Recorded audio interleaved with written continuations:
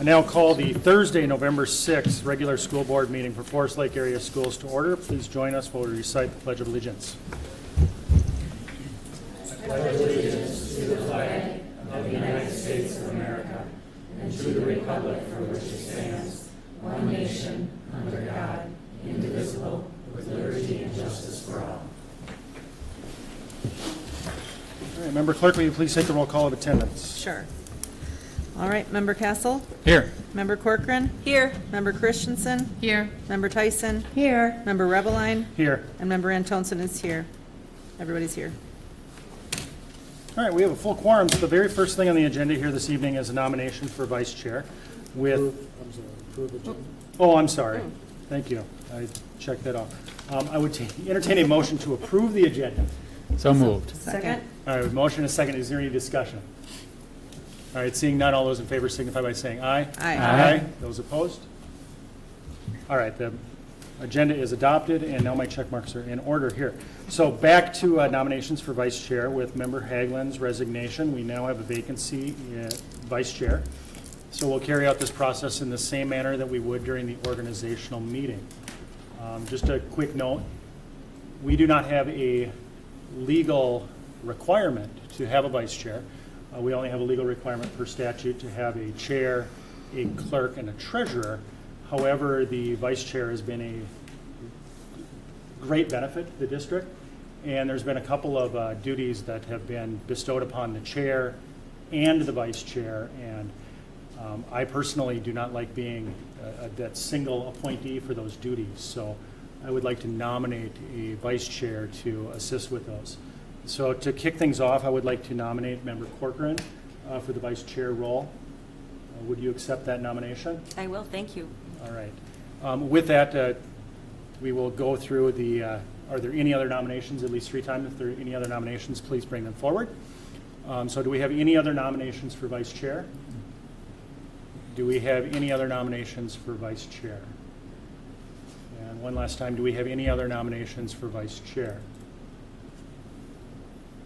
All right, seeing none, Member Corcoran, you are now the vice chair per acclamation. Okay, Thank you. thank you. All right, that will bring us to scheduled and unscheduled visitors. Let's start with the listening session. Member Corcoran and Member Tyson. Yes, we had 5 people visit and had some great discussion. We started out discussing the vacancy timeline and how that's going to work. It concludes December 4th, and we also, points that were brought up, were replacing the open position with a like-minded person. We discussed the different pathways because we know the statute doesn't say much. It allows a lot of leeway. So it also discussed was the next highest vote getter. So we discussed the different pathways. We also talked about, it was brought up to us that the levy could be pulled back, that we'd got a notice earlier previously regarding this, and just encouraging us to rescind that board-approved board-approved levy that's now in state law statute. Also, we talked about the unfunded mandates, to which there are quite a few: universal meals, ESST. We also talked about the strategic plan and a possible levy timeline for 2026. And that concludes my report. All right, thank you, Member Tyson. Member Corcoran, is there anything to add? No, I think it's very thorough. Thank you. All right, great. Any questions or comments on anything from the report? All right, seeing none. I don't have any green cards. Do we have? Okay, we have no green cards this evening, so we will move on to student achievement, starting with the student report. Forest Lake Area High School Student Council. We'll start with Mrs. Brett.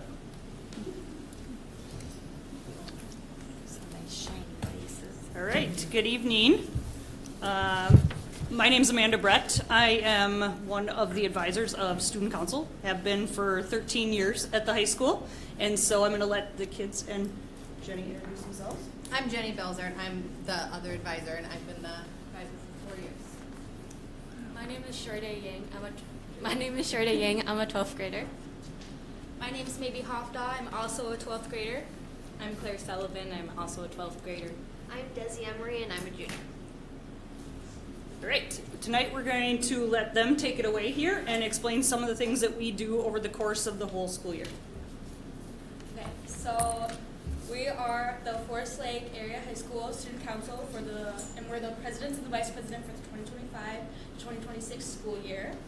Our purpose is to share our past events that we've done, our current events we are doing, and upcoming events we plan to do.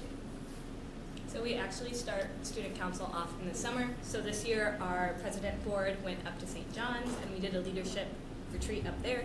It's put on by the state student council and it was just a really great bonding experience for us to learn how we all communicate, how we can lead effectively. It talked a lot about listening to other people and how to lead with empathy and kindness. And then we also camp in August and we bring the whole student council on that trip.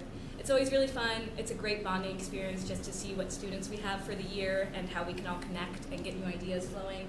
It also teaches problem solving in a way outside of the school. Something always goes wrong when you camp. My mom always took me camping. I know from personal experience. This year we got rained out. We ended up sleeping in the media center.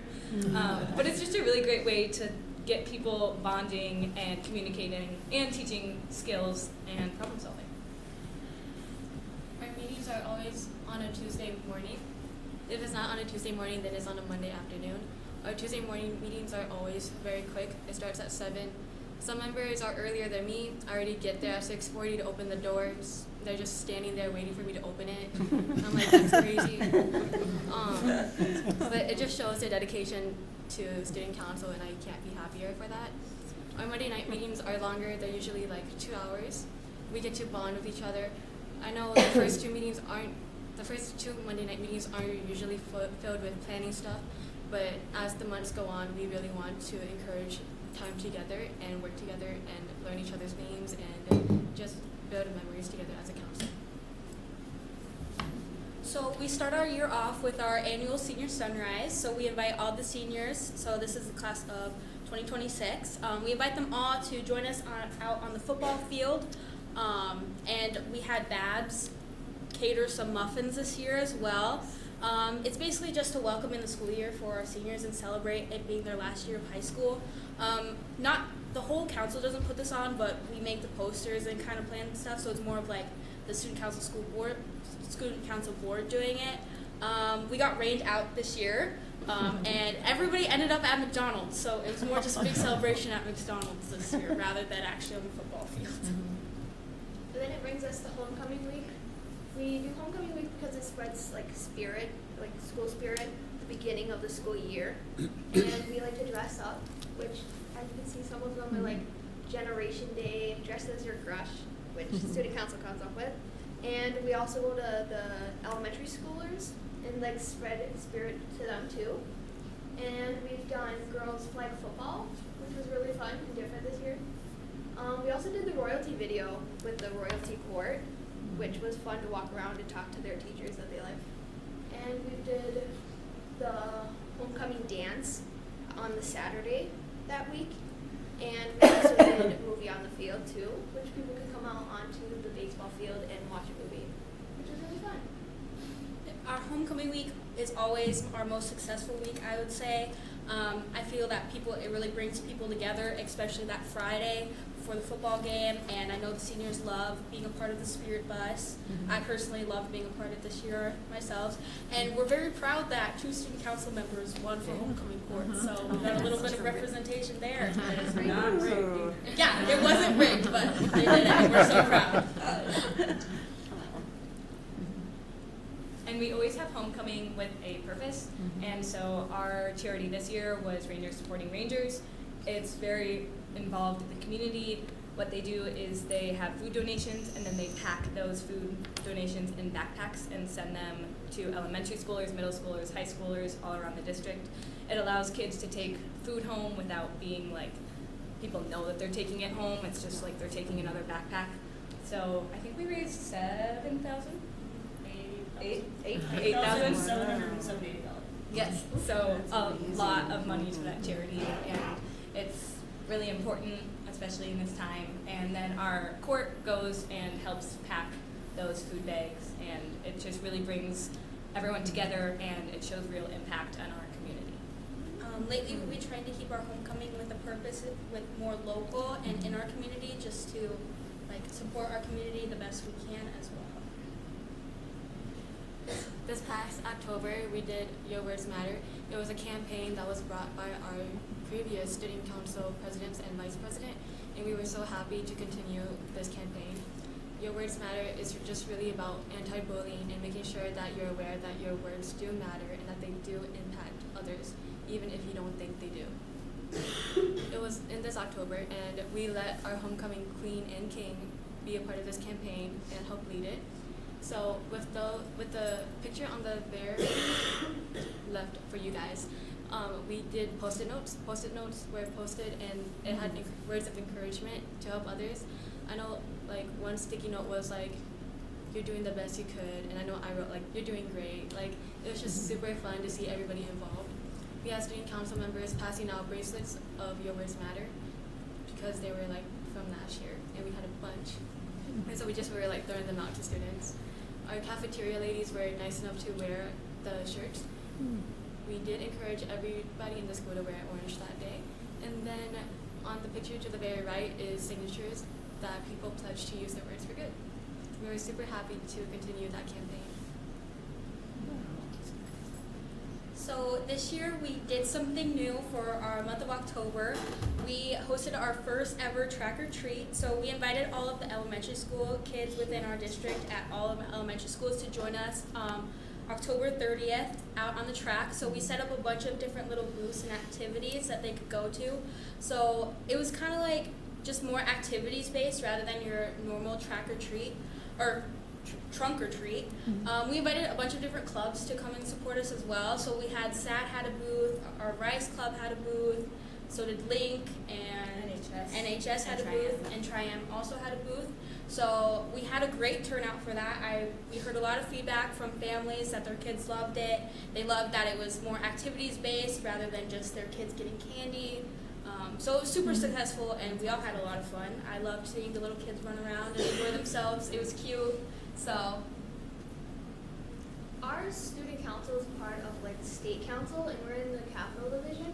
So we met up earlier, end of October, to communicate with our other capital division schools, and we were talking about how we could spread leadership for like helping everybody and ways to communicate better with the students in our school, and good brainstorming ideas to bring to our school. So now we're going to move into our upcoming events that we have coming up for this year. Our custodian and lunchroom appreciation is coming up very soon. This is just our time to appreciate our custodian because they're very short-staffed and they work long hours. And then our lunchroom appreciation, where they're always like overworked with the students always wanting lunch right away. Like that chicken tenderloin, oh my gosh, it's like filled and like it's never ending, and I just feel so. And like we just want to appreciate them because November is just full of appreciation. That's great. And then we do a lot of events also giving back to our community. One of my personal favorites is our blood drive. The Red Cross comes in and we always get a lot of student participation.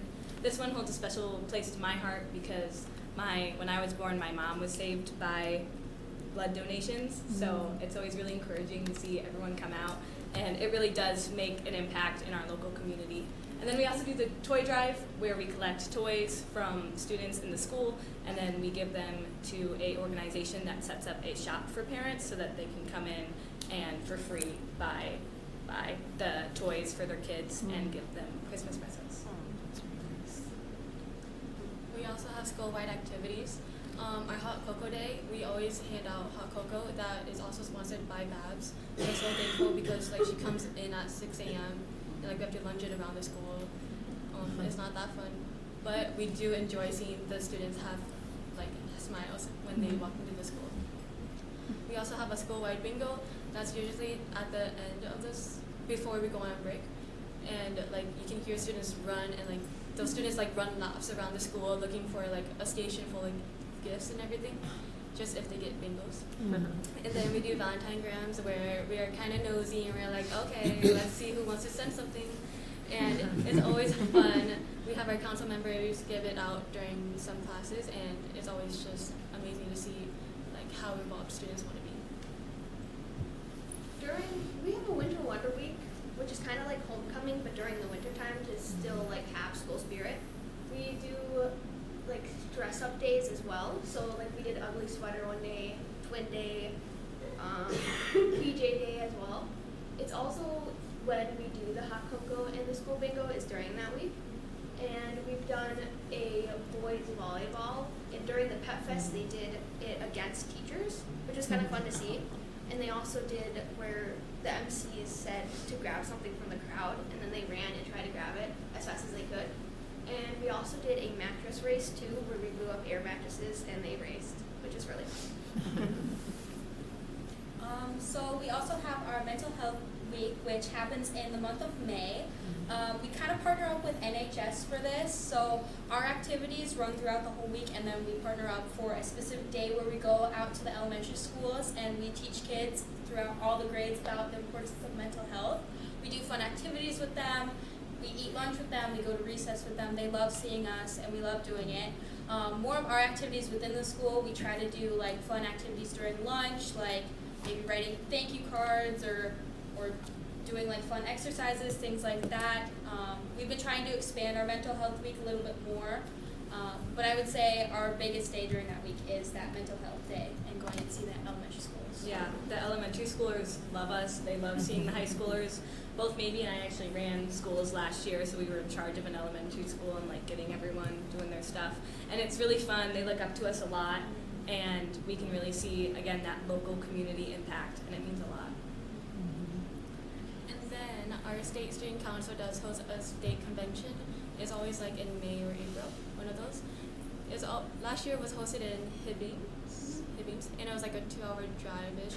It really, yeah, 3 hours. It felt like the ride there is always a journey because you get to like, you're stuck. There were some with- arguments in the car. Yeah. And then like, it's always like 2 days and 3 nights or something like that, and you really get to know your student council members, their snoring habits, how funny they are during their sleeping. But overall, we do get more involved with other school student councils, and we bring in ideas. Last year they did try to make like, what is it, like a donation where student councils were packing stuff for the homeless. And it's just so fun. They always bring in a guest speaker, and like getting to see different schools that are like far away. Like you get to see their amazing architecture, yes. And it's like amazing. Hibbing is a beautiful school. Yeah. Their auditorium is insane. Yeah. We fell in love. They also do little fun, like they have a theme for the state convention. So like last year it was Disney Day, or like Disney themed. So we all dressed up as like Disney characters. So they try to throw some fun in it as well. Yeah. And we try to bring student council members who want to go. It is very selected, but we try our best to involve everyone. Thank you for your time. Yeah. Thank you. Thank you.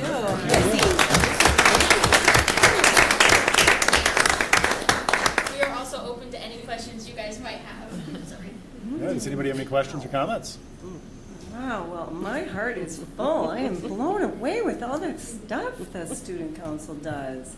Do you ever feel overwhelmed?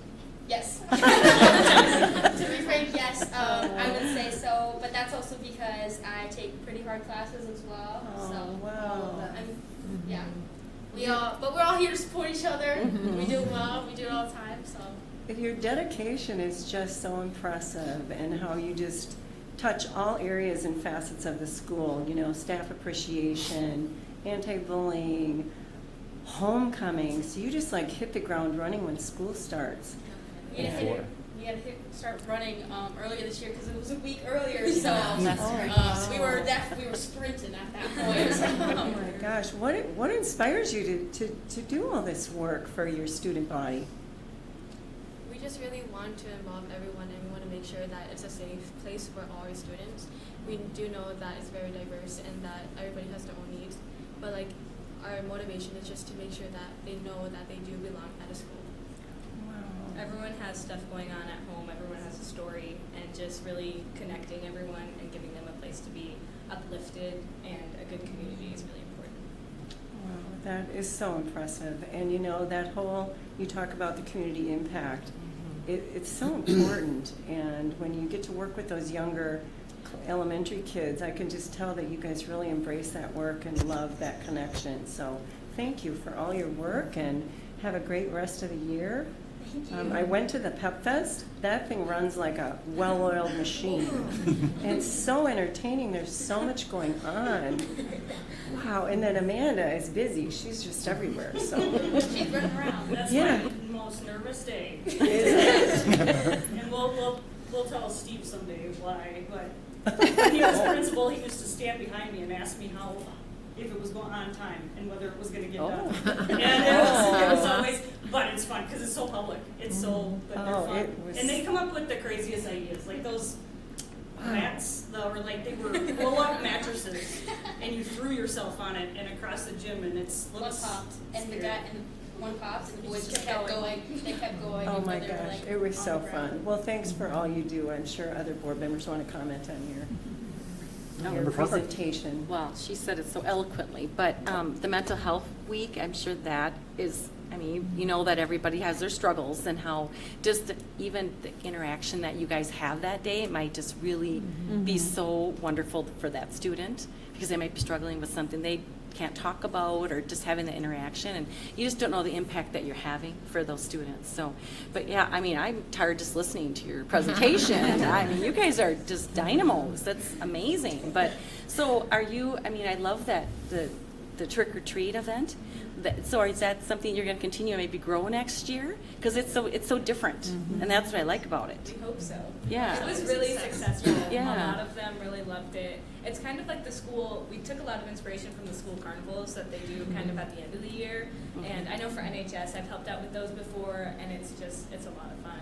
And so we hope to continue it and let it grow. It'd be nice to get more groups. I mean, as the word will spread how great it was, then more students will come next year too. So, And how we many have a students beautiful do you think track. you had there? Do you have any idea of a count? I'm just curious. Hundreds, or was I it? would say we probably had about 100, 150 elementary school kids. One of the things that was really fun is like all of our football coaches were able to bring their kids that night Oh. because they couldn't go trick-or-treating with their kids because of the game.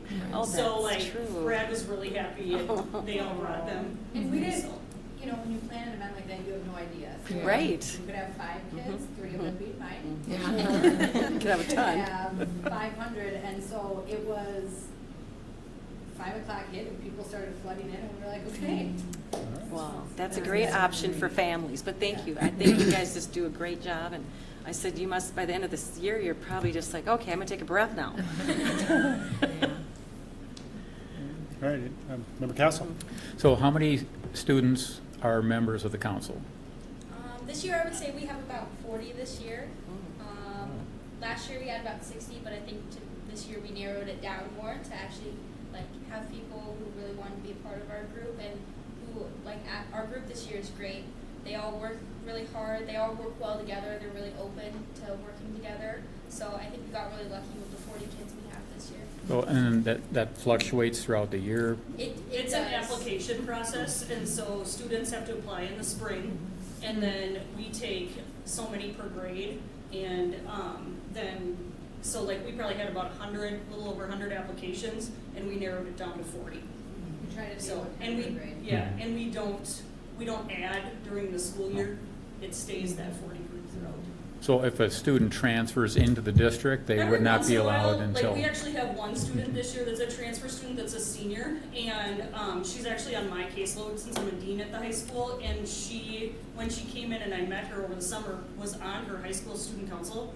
And so she, we talked about it and she wanted to join. And so kind of it's a case-by-case basis, and like our deans know as kids come in and asking them kind of what they're involved in.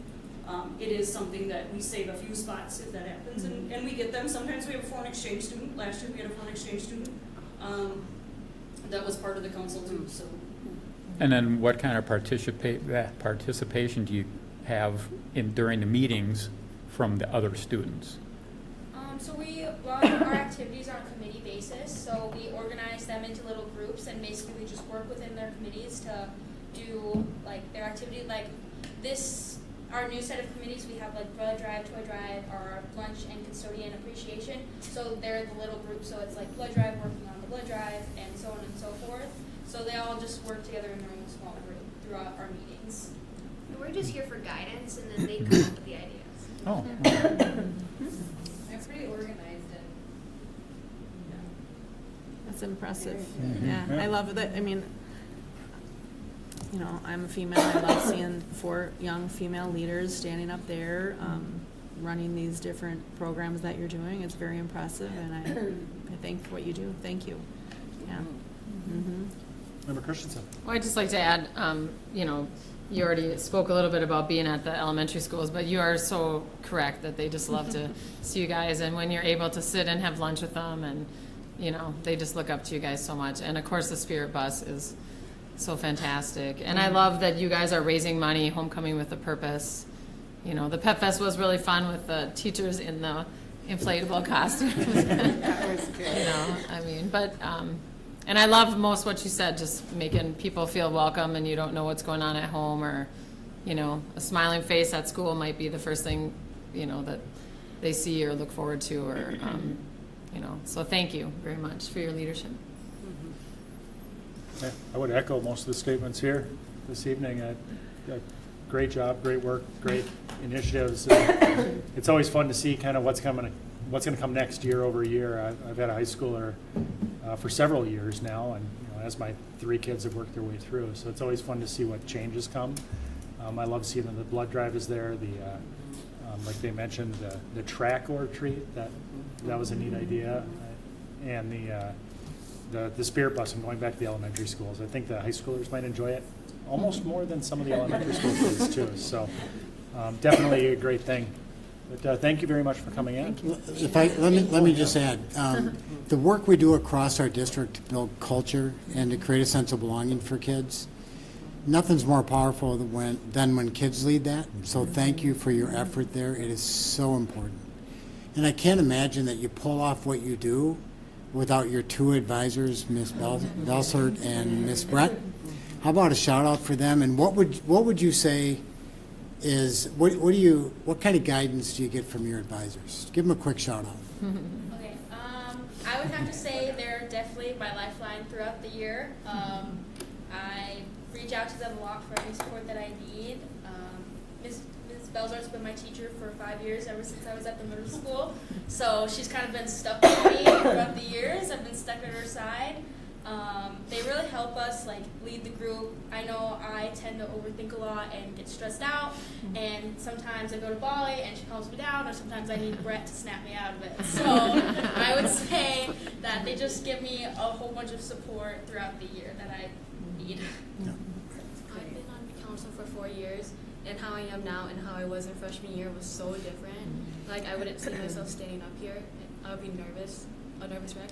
But it's because of Ms. Bozart that I've gained the confidence and gained the leadership, because it's incredible on what they do. They've seen me be a super shy, quiet person who sits in the corner, and now I'm presenting in front of the whole council.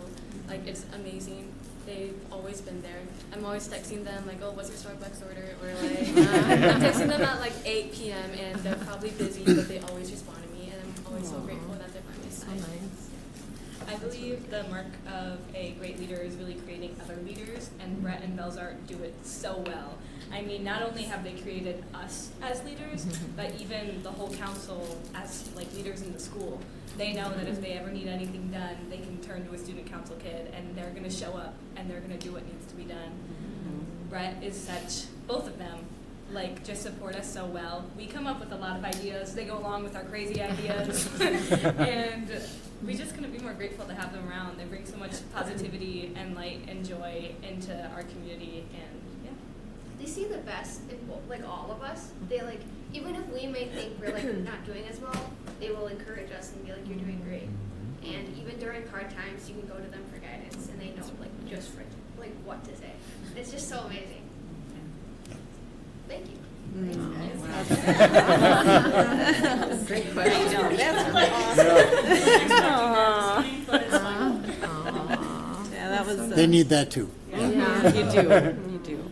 It's a great group of kids to work with, and they work very hard, and we have very high expectations, and so sometimes those expectations can be homecoming week. What was it? The second week of school, second full week of school. Yeah, my Kenna knows that's the earliest it can ever be, or we would probably quit. And so, because it's just hard, it's just hard to get it all done, and they just rise to the challenge. And the one thing that they don't even realize when they get themselves into is they end up in Jim Caldwell's office a lot. They end up in Mike Kennan's office a lot. And it's like, you get to help us figure this problem out, or you get to talk about this, or we're gonna ask you this, and they step up and lead, and it's amazing. They do, all of them have heavy loads. As seniors and as a junior, like, they've got jobs, but they also are involved in other activities, plus they're taking heavy classes.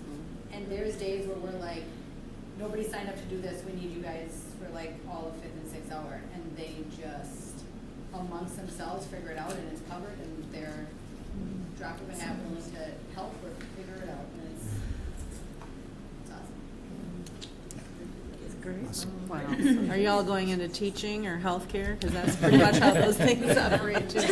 I hope to attend the University of Minnesota for their nursing program. I really want to be a pediatric nurse when I get older. So Wow, perfect job. I'm Great. going. You go. I'm going to Winona State University for secondary education, hoping to do math. Nice. And maybe come back. Yay, we love that. I plan to attend UW Eau Claire for a double major in environmental science and psychology. Nice. I want to be an EMT straight out of the high school using like Good. the EMT class with Gracie. Yeah. And I just want to do it because I want to be there for some of these like worst times because I feel like that's most valuable sometimes. But being there when somebody needs you, I feel like that's just a very powerful thing. Wow. Love it. Yeah, great. Yeah. Thank you for coming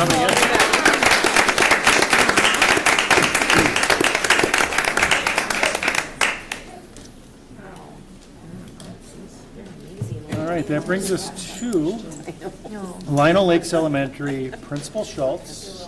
Congratulations on the new role. And that was a tough act to follow. Yeah, I know. That's what we were just talking about. We were like, that was so amazing. How do you follow that? So, yeah, it's not good. Here's another one. Good evening, school board members, Dr. Casey, Chair Raveline.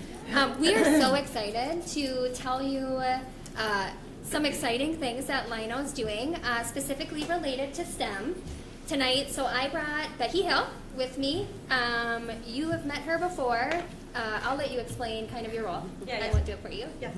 So last year when we were, Kelly Frericks and I are science instructional coaches, and then we also support Lionel Lakes as STEM specialists, and so we started that role last year. And so, yeah, some of the things that we do, first off, there's been varying amounts of STEMiness, I guess I could say, at Lino, and so one of the things that we did last year was we did a couple site visits in Maple Grove, and we checked out other schools. We went to a school, we went to several schools, and we were just looking at different things that the schools were doing that made them a STEM school, and so we kind of focused in on some of those ideas that we'll tell you about in just a little bit. Before we kind of jump in, one of the things that we started doing at Lino this year, we get a lot of tours throughout the school year. New kids coming to our school. And so one of the things when I'm on the tour with the families, the student always comes in and they're a little hesitant, right? Because it's a new building, Lino's pretty big. So I'm leading them through the school and the parents are all on board. The student is still a little like, I don't know about this. Well, at the very end of the tour, something new that we started doing is we started handing out 3D printer items. So Lino Lakes Elementary is unique in that we have 3 or 4 3D printers, and the students walk by them and they see them making all of these little printed items, and they're like, that is so cool, and it gets them kind of excited.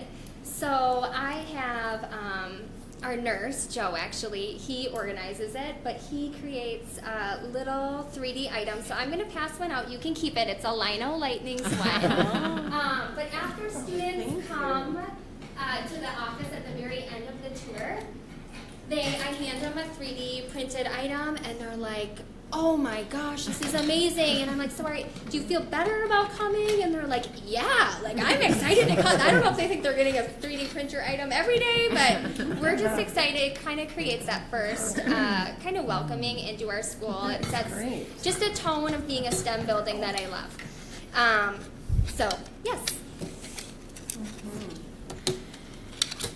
All right, so the first thing we're going to talk about is project-based learning. I'm going to have Becky talk a little bit about what this is, but overall, our goal is to have every grade in our building do one project-based learning unit throughout the school year. This year. This year, yes. This year. Okay, so when we started doing our STEM tours, we tried to focus in on elements that different buildings do in different places do that made them a STEM school. And project-based learning was something that we noticed at several of the schools that we went to. And so we talked with, we started with the staff and we created goals, and they decided that one of their goals was project-based learning. They wanted to do project-based learning units.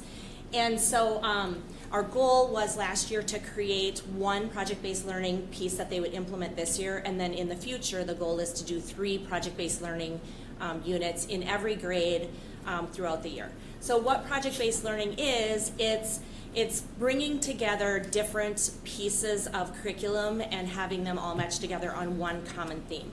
So this year, our second grade was the ones that started and were the most excited about it. And they decided to incorporate a science unit that fit really, really well with the ELA unit that we were doing. And we talked about, so the science unit was based on habitats and how well organisms could survive in a habitat. And so what they had to do was, first they were thinking about that, and we decided to make a project which was going to be creating a zoo enclosure for a specific animal. So in their ELA unit, they were learning about different types of habitats.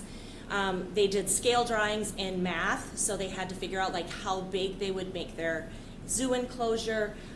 They did writing about specific animals. They used technology in the art class to not only make PowerPoints about their animals, but they also created their super cute zoo enclosures. And so it was really, really exciting. And the teachers, we had a launch event, which is part of all project-based learning pieces. And then we also had a public product at the end that we'll show you in just a little bit. One of the benefits in doing a project-based learning model is students are able to make connections cross-curricular.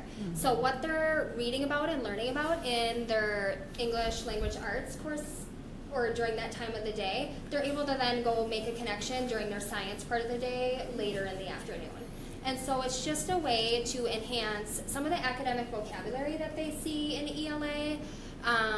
And it just gets kids making connections in a way that they wouldn't always do. So one of the pieces that we did towards the end is we also got to go to the Minnesota Zoo. And we had some specific look-fors for them at the zoo because they looked at penguins, they looked at bison, and sea turtles. I can't remember what the other one was. Penguins is the one. So when they were at the zoo, they specifically had to look for those specific habitats and then look at what the elements were. Again, thinking about the idea of what in a habitat, like what things are needed for an organism to survive in that specific habitat. So they were asking the question like, could a penguin live in Minnesota? Things like that. And then they also took a class, which is what you're seeing in the upper corner, and they learned a little bit more about different wetlands and what types of things were in different wetlands, and then they created a habitat with some different modeling pieces like trees and logs and animals and things like that. So. And again, this experience was after they had done a lot of their learning. So they were getting the academic pieces at school, and then kind of near the end, they had gone to the zoo and got to hear from people that work at the zoo about how they actually enhance animal habitats. So they were able to really get like a first-hand look at what their jobs look like, and maybe potentially what it would look like for them to go into a career like that.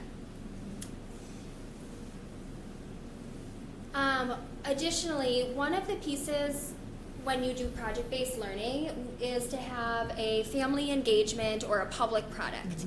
So second grade team, and kudos to them because they really took this project-based learning. They're our first grade level to do this. They did amazing. Like, I think blew away parents, everybody. It was amazing. But the public product that they had created was these little structures on different habitats. And then they also had what you see laying on the tables there. It's informational text about each animal's habitat. So they did kind of like a little research project with it, which is one of their grade level standards.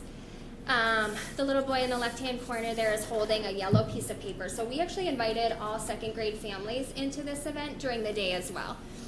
So students got to take around their adult and show them, their project, but they also went around and answered a series of questions on this yellow card to really demonstrate to their adult what they're learning in second grade.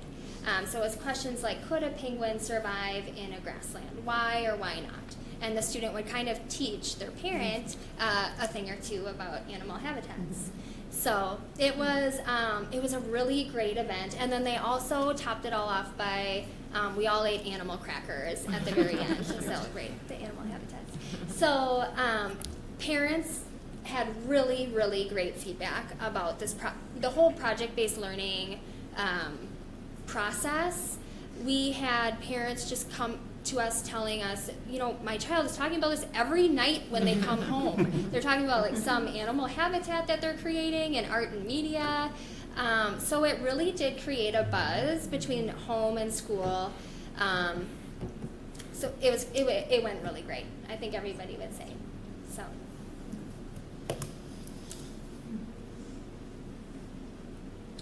Okay, so STEM identities is another piece that we noticed at several of the schools that we went to. They call it different things, but prior to my taking part of this position, Bruce Leventhal and Justine Heron had kind of worked together to create these STEM identities, and they're based on the science and engineering practices, which there's 8 of them. We actually have 9 STEM identities, and we use a STEM identity per month. And so last year what we started doing is we started creating STEM activities for them to do that were related to the identity. And then what we did is we had teachers just kind of loosely tally how many times their student did that. So for example, if they were asking questions, we would say, well, if you're asking a question or you're being a questioner, we're going to keep track. And it was kind of loose. We didn't want to put too much pressure on teachers last year because it was a lot. Doing the STEM activities was like an extra lift for them. And then this year we decided to elevate it. Our STEM team kind of helped, and they said, no, we want to do badges. And so we started with the idea first that we were going to create the badges, and then Kelly had the amazing idea of, well, how about if we have the students create the badges? And so we started and created a list, starting with 5th grade, and they created our first badges. So the kids drew it out, and then they voted on the badge that they wanted in art class. And now they're super, super engaged, and the tally marks now are going towards earning a badge. So every month, the teachers in each of the grade levels decided, well, you have to have this many times when you were a questioner, or this many times when you're an analyzer. And if you do that, you get your badge for the month. And so now we start seeing our badges, which leads to the trophy. Yeah, and just to reiterate, so these STEM identities, but one of the very first things I did upon receiving this role is I met with all the staff members in my building, and something that I heard from a lot of the teachers was, we just feel like we're STEM light, right? Like we are just doing STEM a little bit. We want to really be immersed in STEM and do it well. So we took that and tried to celebrate and use STEM throughout our building so people could, our whole staff and all of our students were able to see like, no, we are all about STEM every single day. And so these 9 STEM identities and the way that we hand out badges when kids are demonstrating these different scientific processes is just a way for us to encourage thinking like a scientist. So that's kind of the background in that. So when these teachers are collecting tallies on these different identities, I always send out an email asking all classroom teachers, send me your total number of tallies for the month. So last month it was about being a questioner. So all of our teachers were keeping track and calling out students on, oh, you're being a questioner. Oh, we're being a questioner again by asking who, what, where, when, why questions. And so they would tally. And then at the end of the month, we had one teacher who had 175 tallies of being a questioner, which is amazing. Like that is a lot of asking questions. But we know students love to do that. So whichever classroom gets the most number of tallies at the end of the month, we try to make it a huge deal in our building. And so we created kind of makeshift. We found an old trophy in Lisa Sauer's closet, but we made it our STEM trophy. And so we decorated it, and so for the winning class, what happens is Ann Redepenning plays a song that the kids love. Normally it's like a K-pop song or whatever they're listening to. I normally have to ask a fifth grader. So we play it through their classroom intercom, and the students don't know we're coming. So you're going to see a video of students experiencing this in a minute. But it's a very high energy moment in our building, and other classrooms start to hear and see you running down the hallway to deliver the trophy, and it creates a buzz in the building.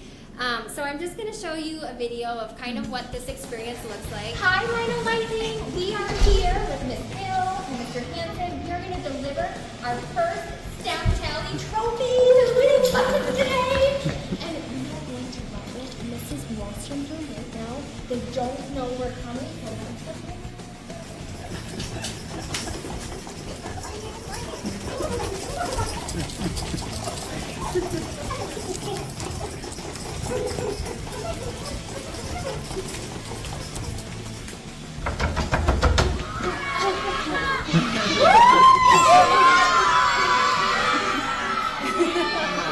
So cute.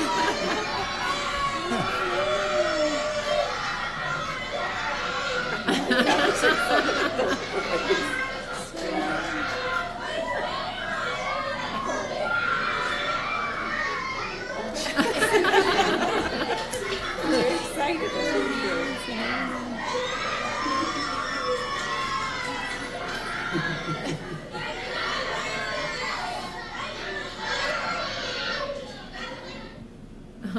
So lots of energy. This is something new. So we were just like, let's just try it. Let's make it a big deal. And clearly it was well received. We just did another one a couple days ago, and the kids responded in the exact same way. So yeah, very fun. I think we've got one more thing here. So work in progress that we're still doing at Lino kind of throughout the school year. We've got kind of 3 things on our radar right now. And this work is done, we have a STEM team at Lino that meets 1 to 2 times per month. They are tasked with, they have amazing ideas, everybody that's on the team. In fact, like, we're oftentimes like trying to rein them in with ideas a little bit. But they are in charge of seeing these ideas through. So our 3rd and 4th grade Spanish immersion, they are doing actually a PBL unit, they're planning it now, about how to redesign our Lino Lakes Commons area. So right when you walk into Lino, there's this huge space. Knowing we want to be a STEM forward school, the first thing we want parents, people entering our building to see is like, whoa, they definitely are a STEM school. And so we are getting our 3rd and 4th graders to look at ideas for what would that look like, what would be something that people might see as they walk through our building or enter our building. We also planned a STEM night that's in partnership to the Science Museum of Minnesota. This is happening in the spring. So the Science Museum is bringing in 12 different stations, all STEM themed. Some are physics, some are math, science, technology, and then parents and students, this is open to all, will come and kind of do different activities with their child related to STEM. Also this night they're getting some reading and math activities as well. And then the last event that we're in the midst of planning, we're calling it a cardboard challenge, Winter Olympics edition. And so around the month of January, February, we are having all grade levels be assigned a country for the Winter Olympics since they're happening this year. And then we're going to work with our art and media specialist on having the students create their own Winter Olympics event, but it's only in cardboard. Again, to be a STEM building. So we bought STEM tools that are special for cutting. They are going to work towards making some of those events this winter. So, yeah. Anything you would add? I don't know, they're just really excited. Yeah. The kids are just having a great time doing some of the stuff, so, yeah. And then some other things that we have in motion. Our media and innovation teacher is amazing, and she is super excited to try to do some stuff. One thing she's really excited about is computer science and bringing more computer science to students through the innovation piece of her job.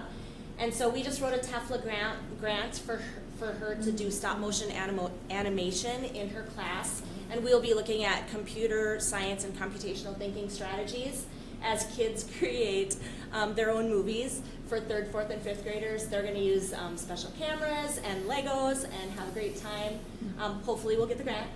And then after that, well, you're going to talk about the MESPA. We also applied for, it was a MESPA STEM grant, so through the Minnesota Elementary Principals Association.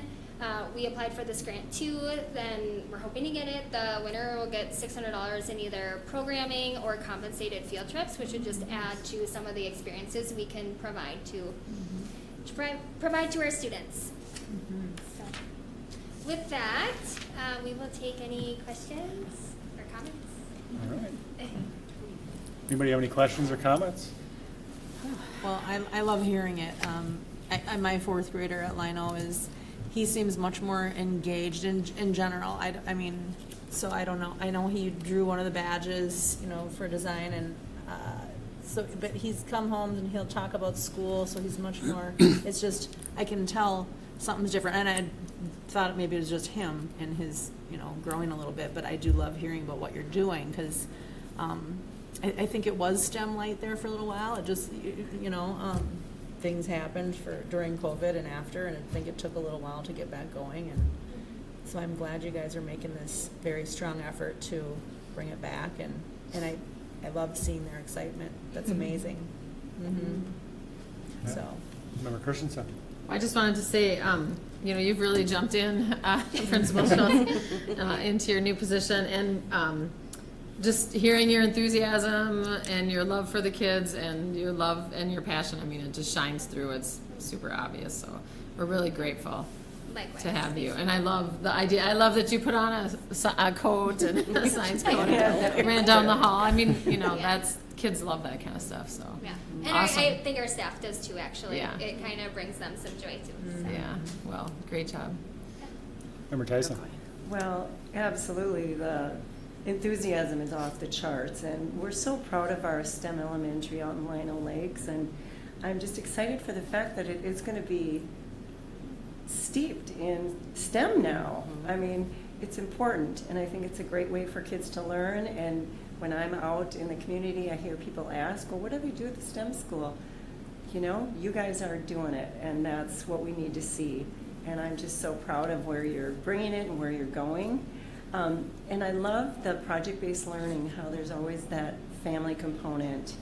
And that's so important. And I think when the whole family can feel involved and come into our buildings and share and meet other families, meet other second grade parents, it's just a great all-way around way to learn. So kudos to all of you. And thank you so much. And your outfit was cute. Quite I didn't put on the white wig. I was going to say, you remind me of Dexter from Dexter's Laboratory with the coat on and everything, and the gloves. But, yeah. So, yeah, I want to thank you, the enthusiasm, and I just wonder how staff is responding to the changes. I'm sure since they want to be more engaged in the STEM work, have you got a lot of feedback from the staff now? To be honest, some of the teachers, rightfully so, because it's new, their initial thoughts were, wow, this is a little overwhelming. Okay.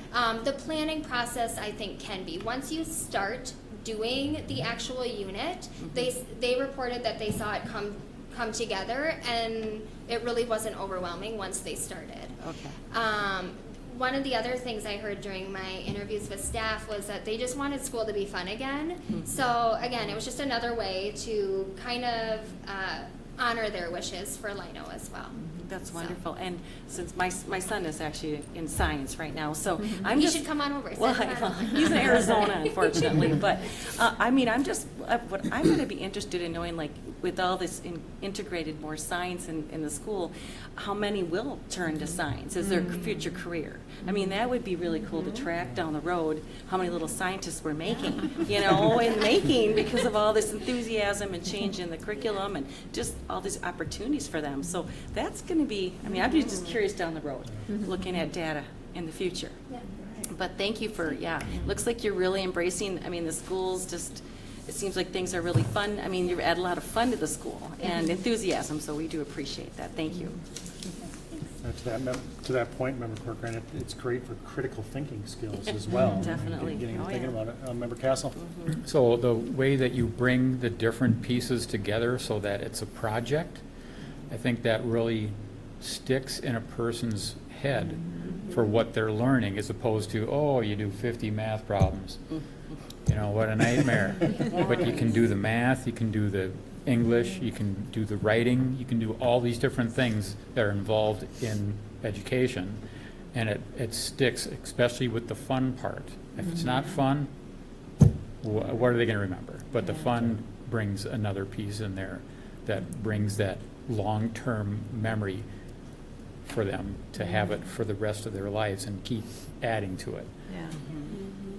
That's Yeah, that's- awesome. Yeah, Nothing for like sure. experience to create a learning moment. Can I just ask with the, you say you go over, I'm sorry, I don't remember. what No, your- it's Becky. Becky. So you have gone over to Lino to kind of Yeah, help we- them with this? Yeah, so Kelly Ferks and I, last year we spent a half a day together Okay. at Lino. So usually every Wednesday we were there, and that was coordinated with their STEM team, their team meetings, and then the staff meetings. And then we did a lot of support, like we created all the activities for Yeah. the STEM, and then we helped pack kits because it's a Yeah. lot of materials. And so then we would distribute all of that stuff. So because the extra lift of doing that Yeah. stuff, I'm sure you can imagine, is just like Right. a lot. Teachers don't really have the time to Yeah. do that. So that was one thing. And then we both attended a project-based learning training this summer, Okay. and then project-based learning coaching training. So then we're helping to support them create those units Okay. so that they know how to do them. And so like now that we finished our first unit with second grade, one of the things that we're doing is wrapping back around and reflecting how was student engagement, what type of data do we have to see that. I mean, obviously we're not just doing it for play, we want to see that achievement Yes. goes up. So we're like, what things can we measure to say that it's actually boosting student achievement and engagement. Right. So we're doing a bunch of those things. So that's kind of, we kind of work behind the scenes. Okay. But then also as science coaches, we're available to them as they're implementing their new science. Okay. And is that, do you teach somewhere else in our district too, or is this what your, this is your deal? So Kelly Ferks and I are both science instructional coaches, so we work across the district, You do, K through okay. 12. So one of our biggest jobs is when the science standards change, we've been creating elementary science curriculum Okay. and then helping teachers implement that. So that's Okay. what kind of primarily, and then we work with the middle school and high school who have units that they're creating to support them in their practice of teaching science. Okay. Awesome. All right. Emma, one more question. Yeah, Sorry. of course. Is there going to be, because I know that Lino and I think a couple of our elementary schools even have, like outdoor garden spaces. Will that be maybe one of your things, or is that already something else in the curriculum in the school? Yeah, so as you heard me say, our 3rd and 4th grade Spanish immersion has this project-based learning unit around redesigning the commons. We would like another project-based learning eventually to be redesigning our outdoor classroom space. It just gives students a voice in what our school looks like too, which is valuable. So Okay. down the road, Yeah, okay. Fun. And then I think across the district too, we're trying to utilize some of those spaces in the science curriculum that we're creating to how can we match up the spaces that we have that go with the science curriculum based on their benchmarks. So we're Yeah. trying to utilize those spaces whenever we can. Great, love it. I think that's great. Member Castle? So as you develop these plans and projects, have you come up with perhaps a cheat sheet or something for spreading this out over the district so they don't have to start from scratch and have all this initial Yeah, that's actually, so one of my roles is as a, each instructional coach has a special project, and one of my special projects is project-based learning. And so as we're implementing the units that we're doing, I would say Lino's a bit of a test pilot place for us to find out which units are scalable district-wide. And we feel like potentially the unit that second grade just did is one of those elements that could be scalable. I don't know that we will push all teachers to do that, but we're talking about like what it looks like to have them have an optional, like the regular science unit or a PBL unit, where they could, you know, like you as a group can decide, yes, we're going to implement this PBL unit at our school, and then the goal would potentially be district-wide to have every grade do at least one, as opposed to like Lino's doing 3. That makes sense. That's a great idea. Yeah, I like that. The thing that stuck with me the most is when you spoke a lot about how these kids were working on the habitat. Of course, you were talking about penguins, and I love penguins, so I'd love to know if I could have a penguin. But that's beside the fact. You mentioned just how strong the home-to-school relationship got, and how excited the kids were to go home and share this with their families, and then that encourages learning even more, because it's fun, and you're not getting the questions of, you know, like Member Castle mentioned with math. Well, when are we ever going to use this?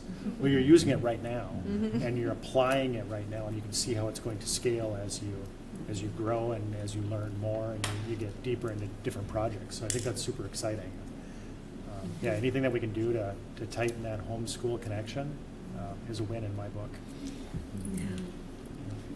Thank you both. Thank you. Yeah, thank you both for coming in.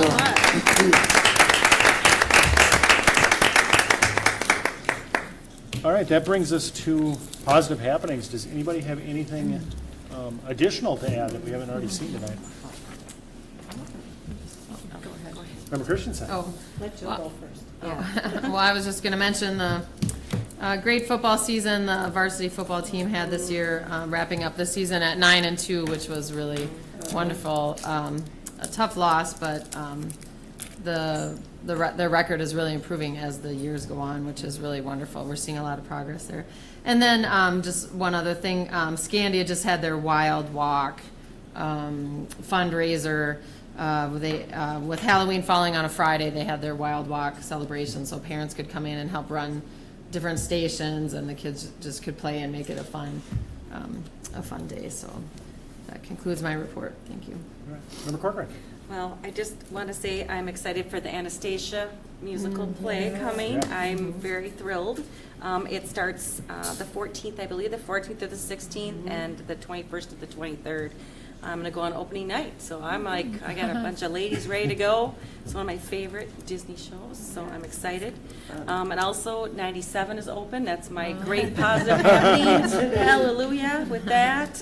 It's beautiful, and there's a sidewalk. I'm like, where did that come from? That's awesome. So I can ride my e-bike across now. And yeah, I was going to mention Ranger football. It's heartbreaking, but what an amazing.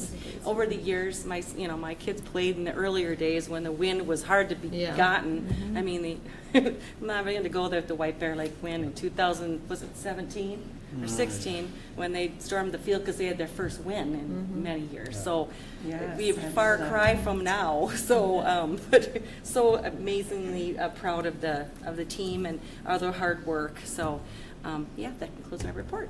Yeah, I would agree with that. I mean, it's not very many seasons end on the very last play. The kids left it out on the field, and they did everything they could to play to win, so to speak. So very proud of them. Member Tyson. Yeah, we're so proud of our Ranger football program, and the team did amazing this year. I mean, I don't know how you feel, Member Corcoran, but I almost thought I'd never see this day. I know. I mean, when my daughter and her group of football players, half of the stadium was brown because the sprinkler heads were all broke, and the other half was sort of green. So it's like now we have this awesome team building up and the beautiful stadium, and I just think we're so blessed in Forest Lake to have that. I'm just so proud. But also, I want to mention, Member Corcoran, Forest Lake Elementary's Turkey Bingo is next week on the 13th at 5:30. It's a very fun family event. We try to go every year, and it's just fun. It's grandparents, it's parents, it's just everybody hanging out, playing bingo, having fun. And I want to mention, because I did not get to go to my favorite event, it's the Unscary Halloween Party that ECFU puts on. And I heard from Bethany, the director, that they had 350 people come this year. It was their biggest event ever. Wow. And they had 9 ECFE staff and 10 high school volunteers. So she said we had such good help that we introduced more games. And I don't know if you saw any of the pictures on Facebook, but they were so cute. I mean, it's just so fun to see an event that's just for infants to pre-K and up, and it's just a wonderful family time. And also, Hannah Davis did a great article in the Forest Lake Times about it as well. And that concludes my report. All right, do we have anything else for positive happenings this evening? All right, seeing none, that'll bring us to reports, workshops, and conferences. Do we have anything for workshops and conferences this evening? All right, we'll move on to City of Forest Lake. That's Member Christensen and Member Tyson. Just a couple small items. At the October 13th meeting, they hired, another police officer has been hired, so that's exciting. And then they talked a lot about the Chestnut Creek development, which is kind of over there by Forest Hills Golf Course. A lot of citizen participation regarding a park in that area, but Phase 2 of Chestnut Creek will have 116 lots, so that's really exciting. Yes, Highway 97 is open, that's exciting. And then on October 27th, also in the meeting, they talked about another preliminary plat and discussion of another development called Amberley Woods, which is to the northeast of Chestnut Creek, and they will have 56 single-family homes. So other stuff was discussed, but that was, related to school and increasing enrollment. So that's really exciting to see all the new development in Forest Lake. That concludes my Exciting. report. Member Tyson, do you have I just anything to wanna add? Yeah, I just want to add a couple of things. Thank you. I watched back their budget review, which was impressive, and I wanted to hear about the community survey results. And the top 3 things were police, parks, and trails and roads. So those are kind of the top things that bubbled up for the residents of Forest Lake. They also had the date out for their hometown holiday. It's on December 5th with the tree lighting, and it's just a great family event. I also want to note that they have commission appointments available if anybody's interested. Opportunities for the Airport Commission, the EDA, and Parks and Trails. And that concludes my portion of the report. All right, thank you. Any questions? All right, we'll move to community education. That's Member Christensen as well. Yes, I attended the meeting on October 20th. Lots of things to discuss, but the main topic was a school age care update.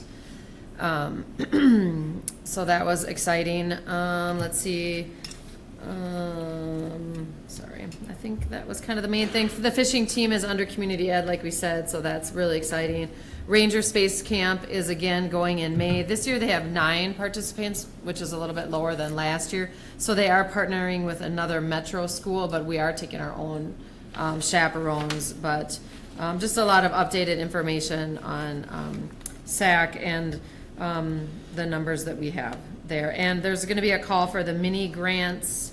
The Community Ed Advisory Council does mini grants, so if you are a part of community education, you can apply for those grants. So there'll be, that information has just come out too. So that concludes my report. All right, thank you, Member Christensen. If there are no questions, we can move to Member Tyson with MSBA. Yes, the MSBA Board of Directors met on Sunday afternoon, and we passed the current slate of 37 resolutions. So looking forward, we're going to have 127 delegates convened for the Delegate Assembly, and those are board members throughout the whole state. And joining from Forest Lake Area Schools will be Member Antonsen and Member Corcoran, and that's going to be held December 5th and 6th. So there's a fun, full agenda Friday evening with dinner and a speaker, and then at 8 a.m. sharp we start voting on the resolutions. So One more thing I wanted to note, that there's going to be a virtual resolution briefing that you can take and listen to. It's Denise Dietrich will be leading that, and she makes you feel very confident and comfortable in understanding the resolutions and all of that. So I'm excited as Director of District 6. The roster is full. I have Area 14 and 15, which is kind of fun because we have school districts from Ramsey County as well as the other slate of school districts is Washington County. So I'm looking forward to seeing us all convene down there. It's a great time for networking and learning about how we can get these resolutions to our legislators. So the other thing is, this has come out, Joy sent it to everyone, the 2026 Leadership Conference is on the horizon already. One new thing I just want to mention so that nobody misses it is that on Wednesday, there's no more awards luncheon. It's been moved to Wednesday evening as a social event, so that people will have plenty of time to accept their awards, take photos, and enjoy networking with other board members from other districts. So that's new on that. And then the other new thing I want to mention, which is going to be a really good addition to the leadership conferences, there's going to be more grab-and-go places to get food, because we got feedback that we need more of those. So I'm looking forward to the district director discussions that are Thursday from 11:15 to noon. And it's always fun to hear from Ramsey County and Washington County districts. So I think that concludes my report. Just let Joy know, and she can get you registered for the leadership conference, and then I will see my members. Thank you for being part of the delegates. And Member Tyson, J.P. Jacobson, and Mr. Caldwell and I will be presenting in the 4 o'clock breakout session on our career cluster program. So we were accepted for our proposal. We were. You just found that out. Yeah, just today. Because I was sweating that out because I kind of misspoke at a meeting, and I'm like, oh my gosh. I saw Katie Clanderud at the retreat and asked her, and she's like, we haven't really decided yet, Gail. And I'm like, oh. But I knew we would, because we are just cutting edge here in Forest Lake, so they want us. Yeah. Yeah. You made it happen. Yeah. Thank you. When are you presenting? I'm gonna write it 5 o'clock on Thursday. Thursday. 4 o'clock on, it's not in the And that's a program round yet. table, right? Okay. Correct? No, that'll be a breakout session. It's a breakout session. Yep. Okay, so you'll be in a room. Thursday, 4 p.m. Okay. Yeah, so like I said, any board member that's attending and wants to help introduce our group and take attendance, let me know. Okay. But there's really great speakers again, and it's always exciting to be together, networking with other school board members from other districts and hearing what's been going on around the state. The other thing I wanted to note is that yesterday I had a really positive outcome. Out of 96 questions on the ballots, where are my notes? Half was for 96 questions with 64% of the capital projects getting passed and 70% of operating levies getting passed. And so it just shows that there's pride at the local level and people wanting their public schools to stay strong in their communities, and they're supporting them. And I was really happy to see that the outstate school districts did just as well too. So it was a pretty good day at the polls at the for public schools. So that concludes my report. All right, thank you, Member Tyson. That'll bring us to the superintendent's report. Dr. Massey. Very good. As we pull up a few slides here to put a little bit of more information in front of you, the first thing I want to put in front of the board is the new elementary boundaries that go into effect next school year. On the right-hand side is a screen capture from our district website where families can actually go to the app that we have on this website to see where their new school is going to be next year. For many families, there is no change, but for about 500 families, when they go to this feature, they will see that their elementary school next year will be different. Just a quick point, you'll see on the middle of this document, and you'll recall this, that we kept the alleyway, the pathway, if you will, from Forest Lake South to Hugo open for all the development that will be coming, and remember Christensen identified 2 of those that are now coming online in Forest Lake. There are 2 other ones that are in the pipeline in Forest Lake. There is a significant development in Lino Lakes that is now in the review process. So we knew that then, and we planned accordingly. And it's happening probably as fast as we would have imagined. Of course, all of that development could have come to a halt, but the good news is things are moving, and that's good for district enrollment. We are well underway communicating with families whose boundaries will change next year. We need to know this by January so that this information can feed into our staffing work. All families are getting communication, especially families whose school is changing next year. We need to know with those families which families are actually moving to their new school, because they'll have an option, of course.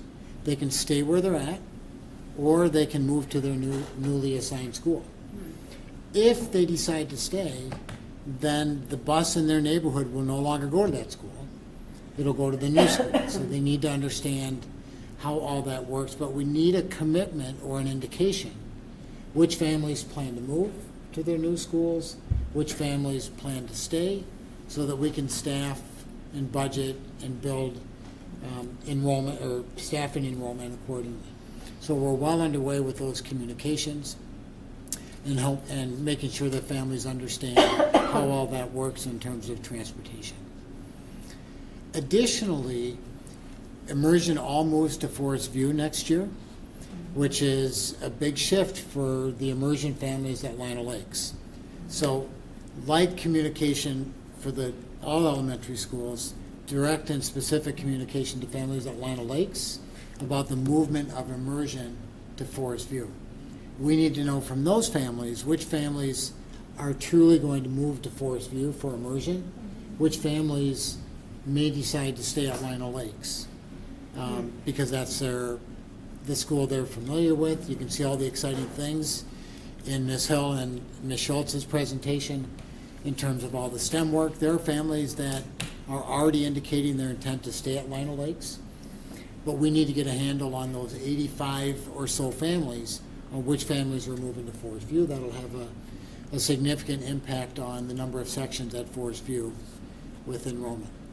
We have a open house at Forest View Monday night at 6 p.m. for all Immersion families. So giving the Lino Lakes families a chance to meet the Immersion staff that will be at Forest View, to see the classrooms and interact with the staff. So that's scheduled for Monday at 6 p.m. Any questions on the boundary work before I shift topics? I have a question, Dr. Massey. So did families not have, I feel like with, back it up. I feel like some of the kids that are going into kindergarten and preschool, I feel like there was some talk already that some of them moved schools, so they must have had some sort of idea or not? Yeah, so a family that was coming into the district with a kindergarten, where they were paying attention to what their elementary school is going to be the following year. Yes. And there were families that chose to open enroll to that school so that they would not have a transition after kindergarten. So there has been a number of some those. communicate, yes. That is correct. Okay, Yep. thank you. Yeah, I thought. Member Tyson. So I think it's really good how you talked about on previous slide how, we're communicating early, right? Because if they need to be aware that busing isn't available and to understand that. So I'm just really happy to hear that we're communicating early and we're communicating often. I think it's just really important. Don't they say you have to hear something 3 to 5 times for it to really, I know I do, and that's so important. The busing is just so important to families. One question about this slide, how many families roughly are there in Immersion at Lino?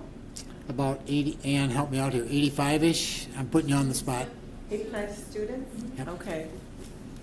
That's quite a few. Yep. Okay, thank you. We're anticipating about 50% moving to Forest View, give or take. And that open house is just for the Lino? Nope, all Immersion families. All- Yep. And how many will that be roughly? There's another close to 90-some at Forest View. Say that again? Okay. Yep, so just over 100. 100? Yep. So that could be. Yeah, right? Yes, experiential, right? There are That could be a chairs over big here you can group, sit on. Big crowd. So you don't know about staffing yet then? Because you'll It'll have to just depend see on how many kids are coming. whether it's and one not. section or two or three, depending upon the enrollment. It's also going to impact them to go to regular classrooms too. That's I right. know. Yep, So there's we a ne- big and we need to shift. know that Oh, yeah. as we get into our planning stage. Yeah, exactly. Yep.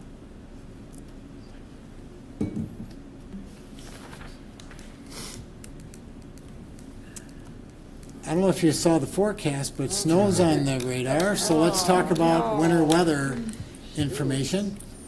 Of course, decisions to close school, that's why all the teachers are here tonight, by the way.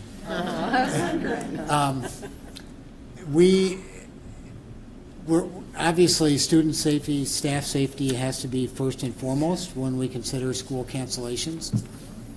The National Weather Service issues a cold weather warning at negative 35-degree wind chill.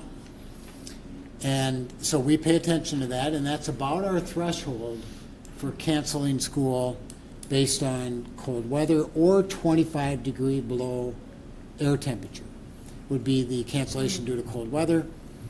Snow is a moving target. It depends on the type of snow. It depends on the amount of snow at Scandia versus Lino Lakes. In our big district, that can vary. You know, we have a lot of gravel roads in our district, and in the fall and spring, those gravel roads can be, before they freeze, a bit soggy on a heavy, wet snow.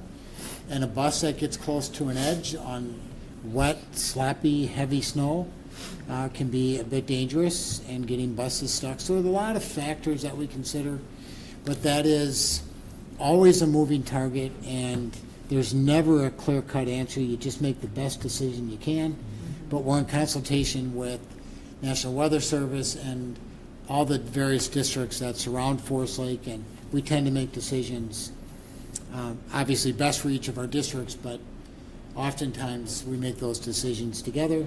You don't want to be the last district open. You also want to be the first district closing. So there are just a lot of It's factors. a no-win situation. Sometimes it's a no-win. That's But right. they don't have our roads. No. We've got very complex. I would also roads, point would out we that, say? We have a lot of them. And we have a lot of them. yes, we do. And we have gravel, and we're backing in and out around lakes, and we're. Yep, that's right. It's, I would also point out that we are, there are a number of districts, but we're one of the districts that can, due to our busing situation and system, run a late start. So if it looks like it's going to be a heavy snow overnight, the plows will get out by 5 or 6, and we need a couple of extra hours, we can do that.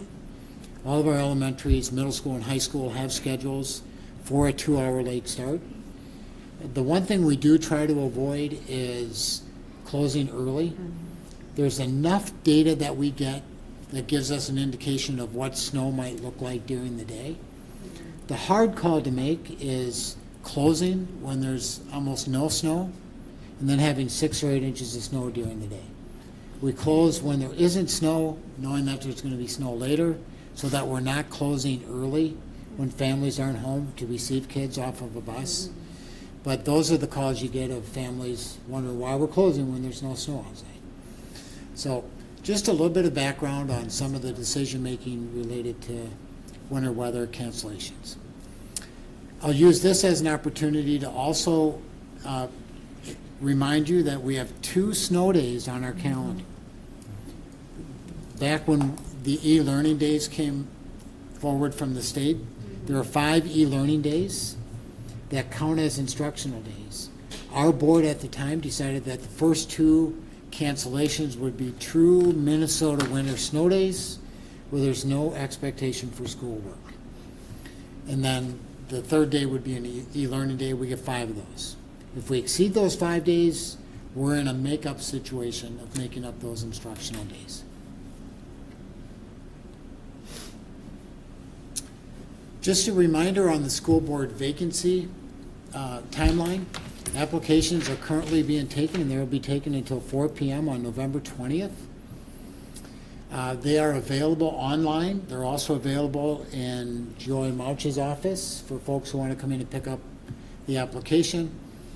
And then on December 1st, actually on November 20th, the board, as I understand it, will make a determination based on the number of board vacancy applications that are received, whether or not there needs to be a meeting, a special meeting on December 1st for committees to go through the number of different applicants, if there are, more than 2 or 3.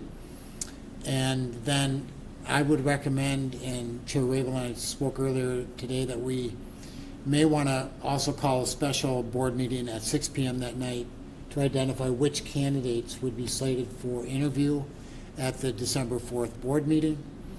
The appointed person through that interview process then would take their seat at the January 6th board meeting. All this information is on the district website as well. As you can see from the presentations tonight, listening to our student council kids, there are amazing things happening every single day throughout our school district. Just today, the healthcare career camp, a 2-day camp at the high school, exposing kids to all the different healthcare career fields. And then we had the LifeLink from North Memorial on our football field this afternoon, and our kids having a chance to experience that. So that was just this afternoon. And that concludes my report. All right, thank you, Dr. Massey. Any questions or comments for Dr. Massey on the report? All right, seeing none, that brings us to the consent agenda. Is there any item that anybody would like to pull from the consent agenda this evening? All right, it doesn't appear so, so I would entertain a motion to approve items 8.1 through 8.4. So moved? Second? All right, we have a motion and a second. All those in favor signify by saying aye. Aye. Those opposed? Motion carries. That brings us to action items, 9.1 donations. Member Christensen. Yes, once again, we have a lengthy list here of very generous donations to our schools. So $7,073 from the Forest Lake Area Music Boosters for the marching band, $6,894.04 from the High School Volleyball Booster Club to pay for coaches, $4,081.49 from the Ranger Rally Club for girls tennis coaches, $2,500 from the Forest Lake Rotary Club for outdoor recreation project, basketball courts and disc golf course at the Community Ed Center, $750 from Jake Matthiason for the Forest Lake Marching Band, $729 from Ranger Football for soccer, not $500 from Maple Tree Pediatric Dentistry for the outdoor recreation project. $500 from Eric Pfeiffer Farmers Insurance, again for the outdoor recreation project. $500 from the Forest Lake Lions Club for SAD events throughout the school year. And $500 from the Hallberg Family Foundation, again for the outdoor recreation project at the Forest Lake Community School. For a total of $24,027.53. I move to approve with gratitude. So moved. Second? No. Okay, we have a motion and a second. Is there any discussion? We're just so grateful for all these donations every month. We're just blessed. Yeah. That project sounds interesting. I'd really have to see what that's all about at the community school. Yeah. I don't Yeah. know about that, so. All right, all those in favor signify by saying aye. Aye. Those opposed? All right, motion carries, bringing us to the Forest Lake Area School Staff Retirement Notice. Member Christensen. Yes, there's 2 retirements this evening. Leanne Martinson, Benefits Coordinator here at the DO, following 18 years of service. And Jerry Sheldon, a short order cook helper at Forest Lake, the high school, following 22 years of service. So a total of 40 years just between 2 folks there. So we hope they have a wonderful retirement. All right, entertain a motion. So moved. Second? Motion and a second. Is there any discussion? All right, seeing none, all those in favor signify by saying aye. Aye. Those opposed? All right, motion carries. Brings us to item 9.3, Transportation Employees Drug, Alcohol, and Cannabis Testing Policy. Dr. Massey. All school district transportation employees whose positions require a commercial driver's license will be required to undergo drug and alcohol testing and cannabis testing in accordance with federal law and the applicable provisions of this policy. You'll notice that the changes recommended in this policy update statute references to the federal statute, moving away from state statute. We've always been following the federal statute with respect to the drug and alcohol cannabis testing with respect to transportation. So these changes update the policy to reflect those statutes. With that, administration recommends your approval. Move to approve 9.3. Second? All right, we have a motion and a second. Any discussion? All those in favor signify by saying aye. Aye. Those opposed, the motion carries. Brings us to item 9.4, request permission to bid long-term facilities maintenance work at Wyoming Elementary, summer 2026. I have Director Renberg-Heidi. I do not see her. She's in the house. Here we go. There she There is. she is. Welcome. Right on cue. Exactly. Wyoming, we're going to request tonight permission to bid. We talked at the last meeting after the Buildings and Grounds Committee meeting about the extensive work that will be done next summer at Wyoming Elementary. Again, a lot of HVAC work. The exterior rooms of the building were done during that bond project from the 2015 bond, and now we're working on the interior, the cafeteria, the gymnasiums, getting all that HVAC tied into the system. Also repainting and some flooring in the school. We'll also be sectioning off. Right now we have an accordion wall between the cafeteria and the gym, and so that'll go away. They're very costly, and we don't really need that full space very often, and so we're just going to go ahead and make that a permanent wall. So that will be a nice thing also for circulation of air to be able to control better than a big space. So with that, we would ask approval for permission to bid. We will have it twice in the newspaper, and then also we'll open the bids in early December. All right, thank you. Does anybody have any questions? I have one. Never. Under the electrical scope, just one question, and I brought this up before, and obviously it's not as huge as all the HVAC and those really critical things that need to be done. But I was looking to see if there would be new lighting in the media center. Yes, there is. Ooh, that's wonderful. Okay, thank you. Yes. Yeah, that has been a long need in the area. There's a little reading pit in their media center that is a pretty dark little nook in the media center area. But yeah, we will upgrade all the lighting to the correct LED lighting. That's wonderful. Thank you. I'm glad to hear that because I've been out there and it's very dark in kind of that entire media center. So that's good news. Yep. All right, any additional questions? And have we used this architect before, ISG? Yes. Okay. Yeah. So they worked on the high school and the Ed Center. Okay. Thank you. Okay. Well, I can just say how great it is to be able to have those funds available to us. Long-term Yes. facilities maintenance dollars that we've fought for many, Inched many, up. many years. So Yeah. that we can continue to keep our buildings in good, good shape and not have to fall behind on repairs again. So, but thank you. This is a great, great opportunity. Yep, thank you. Excellent point, Member Corcoran. Yep. All right, with that, I would entertain a motion to approve. So moved. Second? Okay, we have a motion and a second. Any additional discussion? Seeing none, Member Clerk, please do the roll call. Okay. Member Rebbeline? Aye. Member Castle? Aye. Member Corcoran? Aye. Member Christensen? Aye. Member Tyson? Aye. And Member Antonsen votes aye. The ayes have it. All right, motion carries. Brings us to 9.5, adjustment of 2025-2026 school board meeting calendar. Dr. Massey. When we set the school board meeting calendar, we knew this was a potential conflict. The decision at that time was to wait and see what the dates that MSBA would choose and set their conference dates on. Well, as it turns out, January 15th is right at the heart of their conference.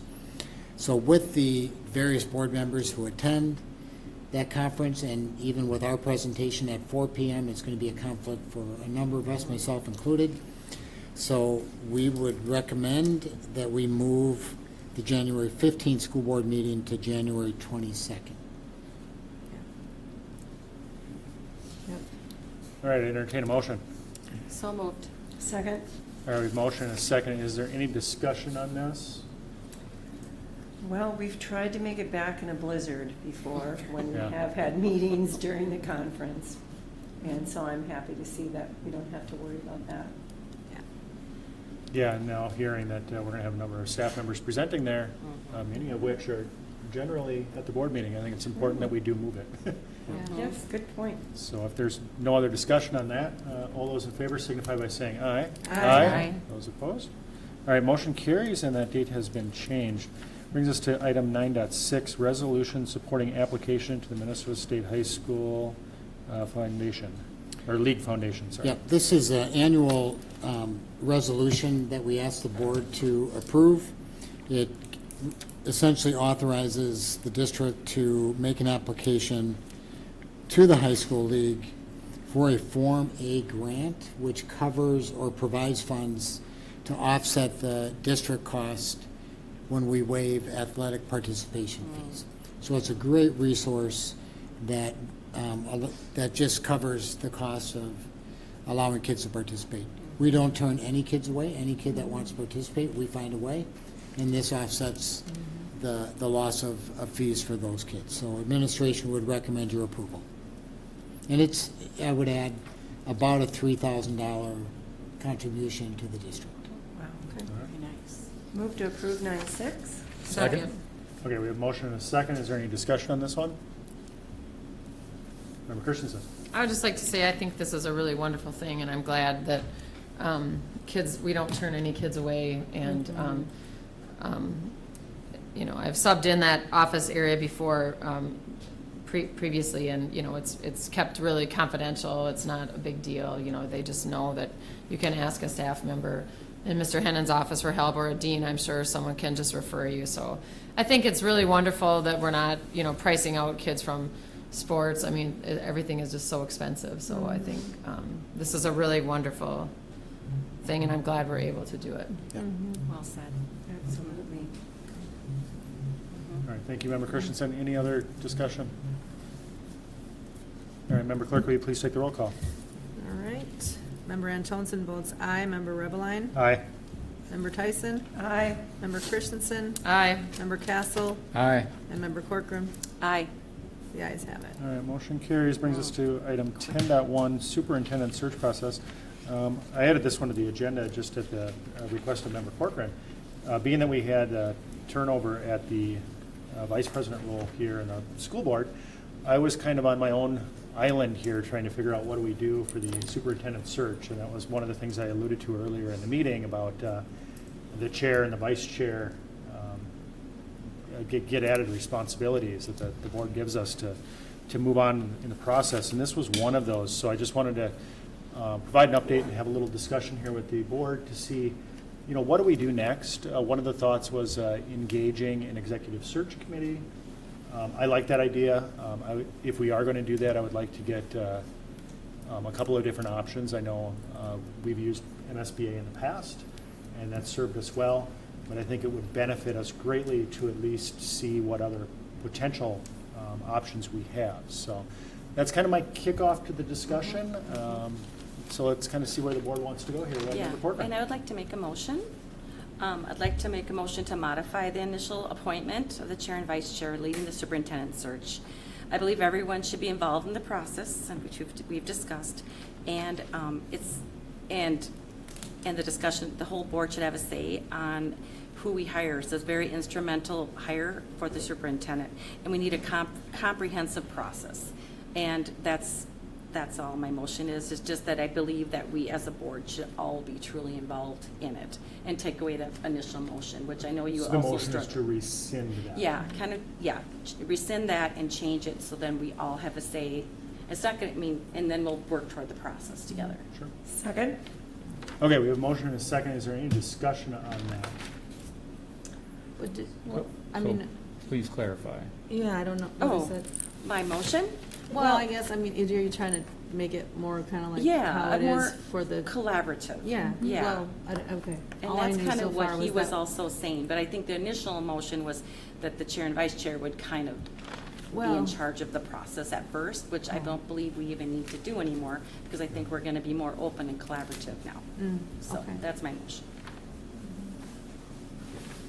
Okay, Member Tyson? Well, and I was just going to add that, you know, it's a pretty significant role. It's the one person that our board hires, and I think it's a really important duty that we're tasked with. And so I think we should all be guiding the process, and we should all be doing equal parts and being engaged and doing the work together. And I just think that's going to be the best collaborative way and have the best outcome for us. I think we'd do a disservice to the district if we didn't do a search. I think a search is highly valuable, it's professional, they do the timeline for us, they help us with in and out baskets, establishing what criteria we're looking for, and we can also do the board evaluation together, which is, I've done that before, it's a great experience, it can lead us into what we're looking for. Are we gonna be able Superintendent to do that board evaluation before, I mean, I thought Gilman was booked through, That's strategic plan. oh, Different we're tack. talking about it, well. Yep, we're talking superintendent search. There's a different process, yeah, there's a, Board evaluation? yeah, there's a Okay. process that MSBA has if you utilize their executive search function where they'll do a Okay. board evaluation where they sit down all board members. And this kind of gets to the crux of why we had the initial motion on the chair and the vice chair, trying to figure out what the process was, because there's 100 different options. Yeah. So, kind of getting back to the motion that's on the table here, my fear of that is now every discussion on the superintendent, it requires a full board meeting.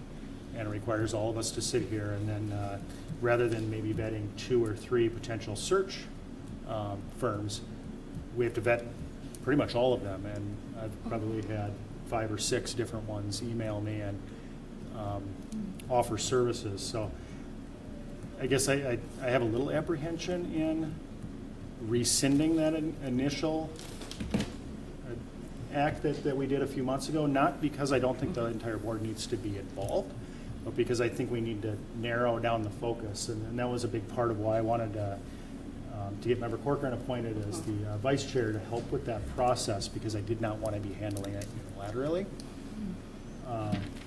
So that's my personal Yeah. concern, or that's my concern on the motion that's on the table. But is there any other discussion on that, Member Christensen? Well, I would just say, as far as the motion on the table, the evening that Dr. Massey presented his retirement was, was an emotional time, and there was just kind of a lot going on, and the motion was, the motion, the way it started, Mr. Chair, was, I move to accept his resignation and that the president and the vice president can initiate and do the search. And I think that part of it, at least I can only speak for myself, got lost, because I don't think I would have voted for that. I mean, that vote was unanimous, but I think those were 2 separate things. We're accepting the superintendent's retirement, period. And then let's talk about how we want to do the search committee, because I think, again, kind of like how we talked about the opening on the vacancy here. I mean, we have to do it right. This is, the main job of the school board. And I feel super strongly that we need to hire some sort of a search firm to guide us, for some reasons that Member Tyson already listed, but, they specialize in this. They know how to do that. We don't know how to do that. We have our own jobs. The only people who have been here before when there was a superintendent, in my understanding, is Member Corcoran and Member Tyson. So this is all new. I just think there's a lot of pitfalls that we might not know about. I mean, we could unintentionally, discriminate against someone, or we could unintentionally, not follow the rule, or all these kinds of different things. And so I think a search firm is just imperative. I don't know how we can do something this big on our own, or even leaving it to just 2 members. I don't think we can do that. I mean, once we can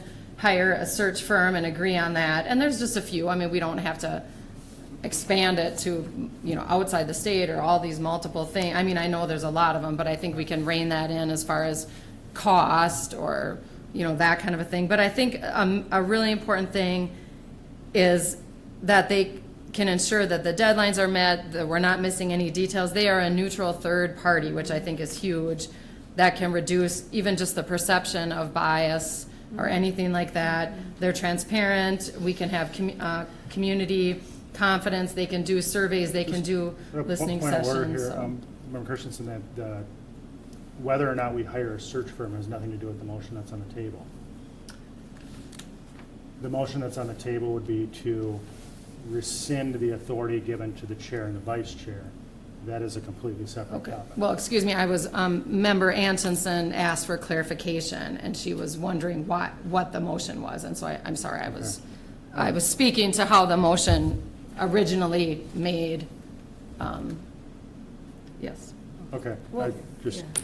I mean, my understanding was, okay, yes, initially it's the chair and the vice chair to have somebody, you know, at the helm, whatever, but it's never been my understanding that we weren't gonna do this together.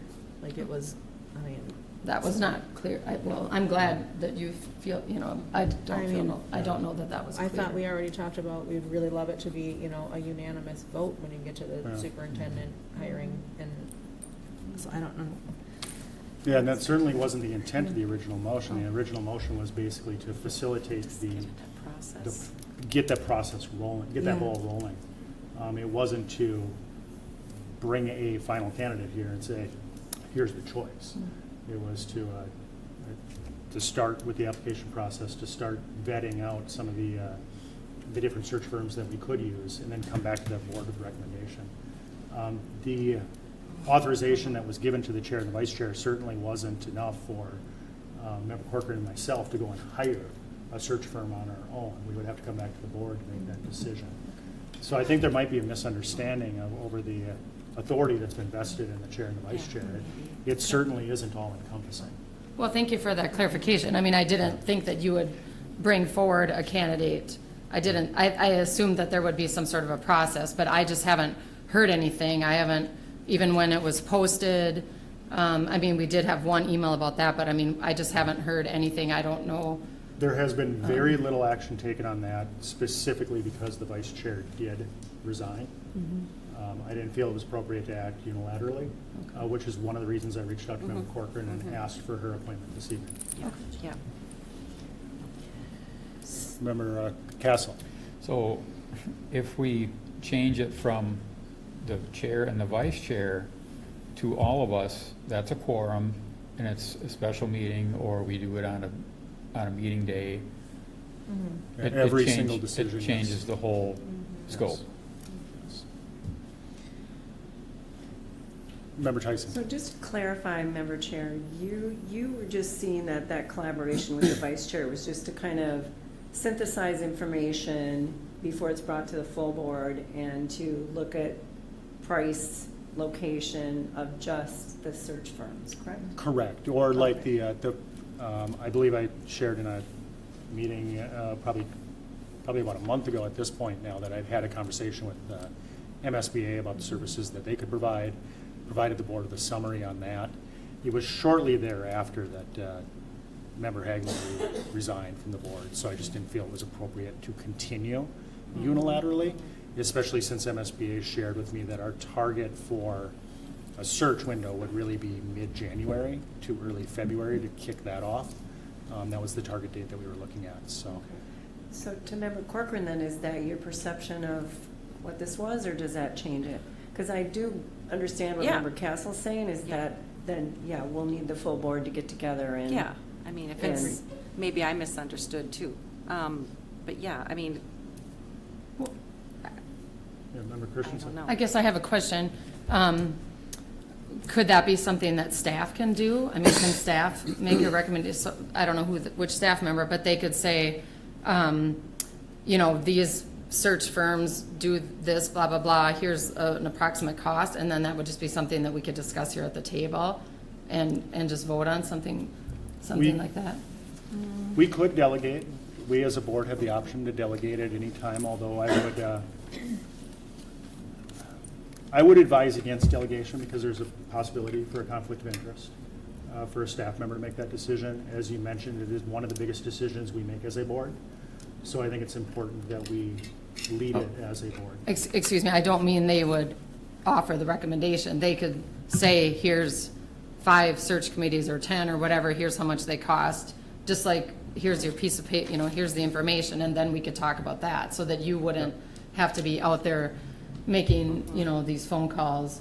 And back to the earlier point about you guys were just going to be facilitating. I mean, I think you chose when the deadline would be for the applications and those kinds of things. So that seems like those are decisions that you were making, not just about whether we hire a search committee, but what is the deadline for the applications? The initial deadline for the applications was set up, yes, based on when we were going to have our next meeting and when we were going to discuss it as a full board again. Yeah, but so some decisions had been made, yeah. Well, you two, I'm sorry, Member Tyson and Member Corcoran have been through this before. Do you remember much of the process? Like, didn't you say, no, that was for a board member, how long the process is, or utilize MSBA to. Yeah, we help. used MSBA and they came in. Yeah, okay, so there's already one that we have to reach out to ask, and what is the whole package they can help us with, and how much is it?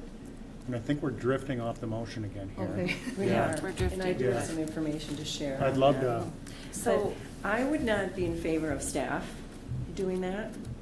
That just doesn't, I'm just not comfortable with that. But I'm just wondering if this chair and vice chair, just to get search information to the board, and it ends there. That was the intent of the motion, yes. Okay. Well, then I can. So if it ends there. Okay, can I rescind or Because you've change been my through- motion? I think let's. We can, it belongs to the, Okay, I think yeah, so. it belongs to We'll the just body leave it. at this point in Okay. time, but if Okay, we I want can to, change it. if we want, we can end discussion on it, we can vote on it quick, and then we can move on to additional discussion about what next steps are. Remember Christensen? I guess I haven't, just a little bit of an uneasiness still. I mean, you're saying that, oh, it's just not too much, we're just going to do this little part over here, but, I mean, it could veer off down some roads or some rabbit holes that we're not aware of, or something, something could come up and you could say, oh, well, we just talked about it and decided on it, or something. I mean, I'm not.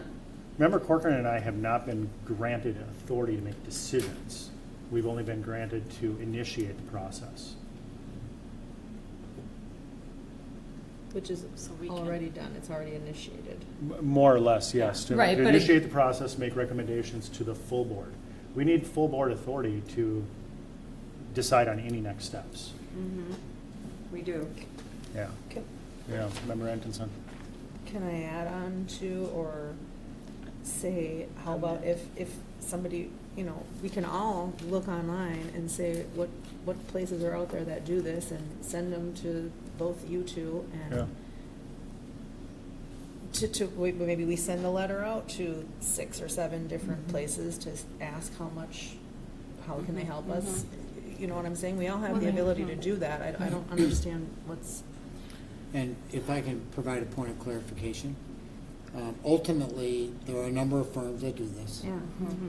I think a decision would need to be made on how many you would want a full proposal from.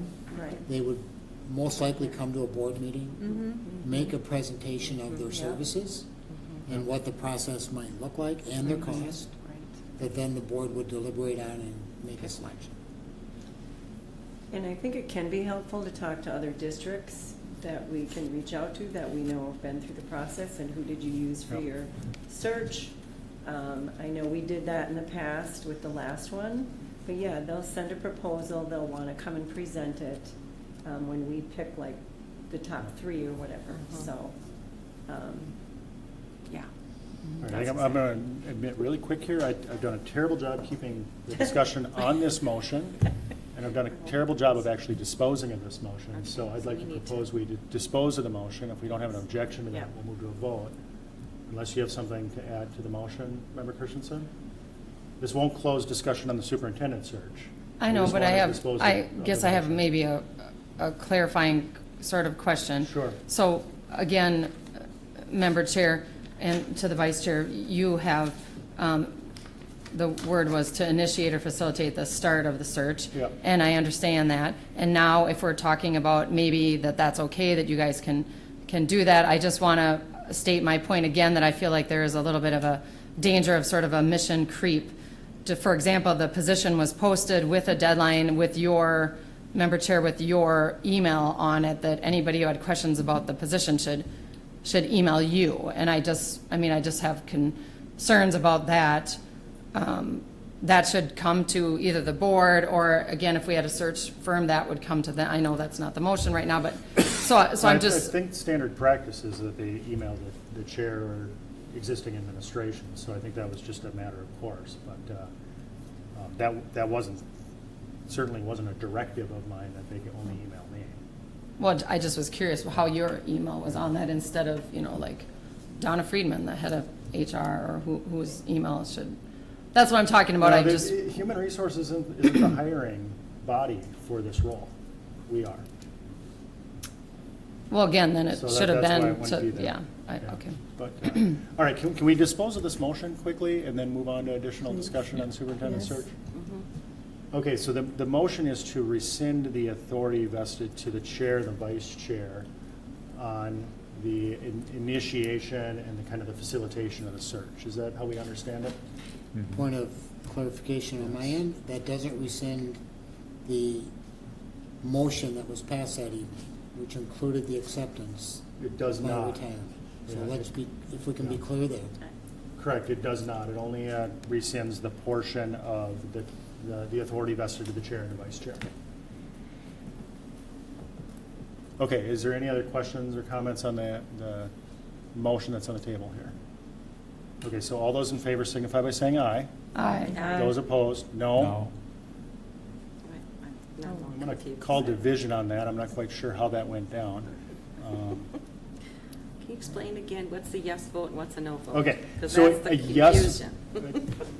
a yes vote on this is that we're rescinding the authority given to the chair and the vice chair to help facilitate the superintendent search, the initiation process, not to make decisions, but just to facilitate it. A no vote on this is that we're okay with the chair and the vice chair still collaborating on this and moving on.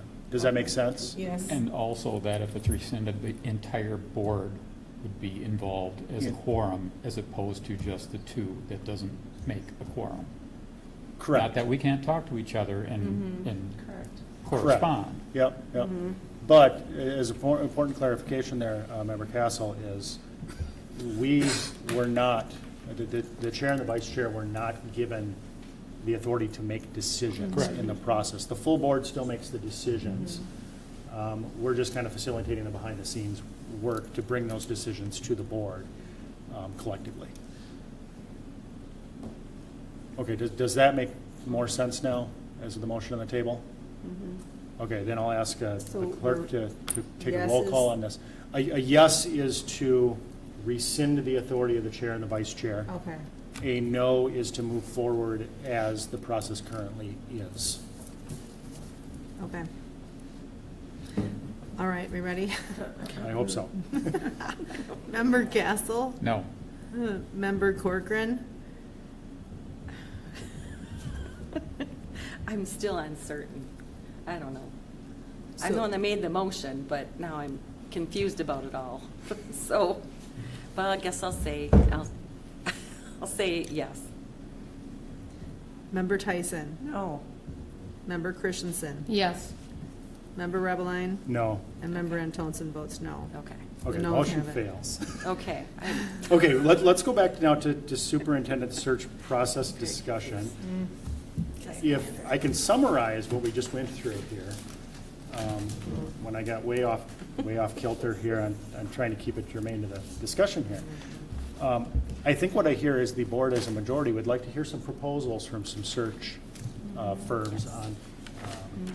I think that's a good idea. Yeah, and I would like to start with proposing that we definitely hear from MSBA. Member Tyson did find some information on that.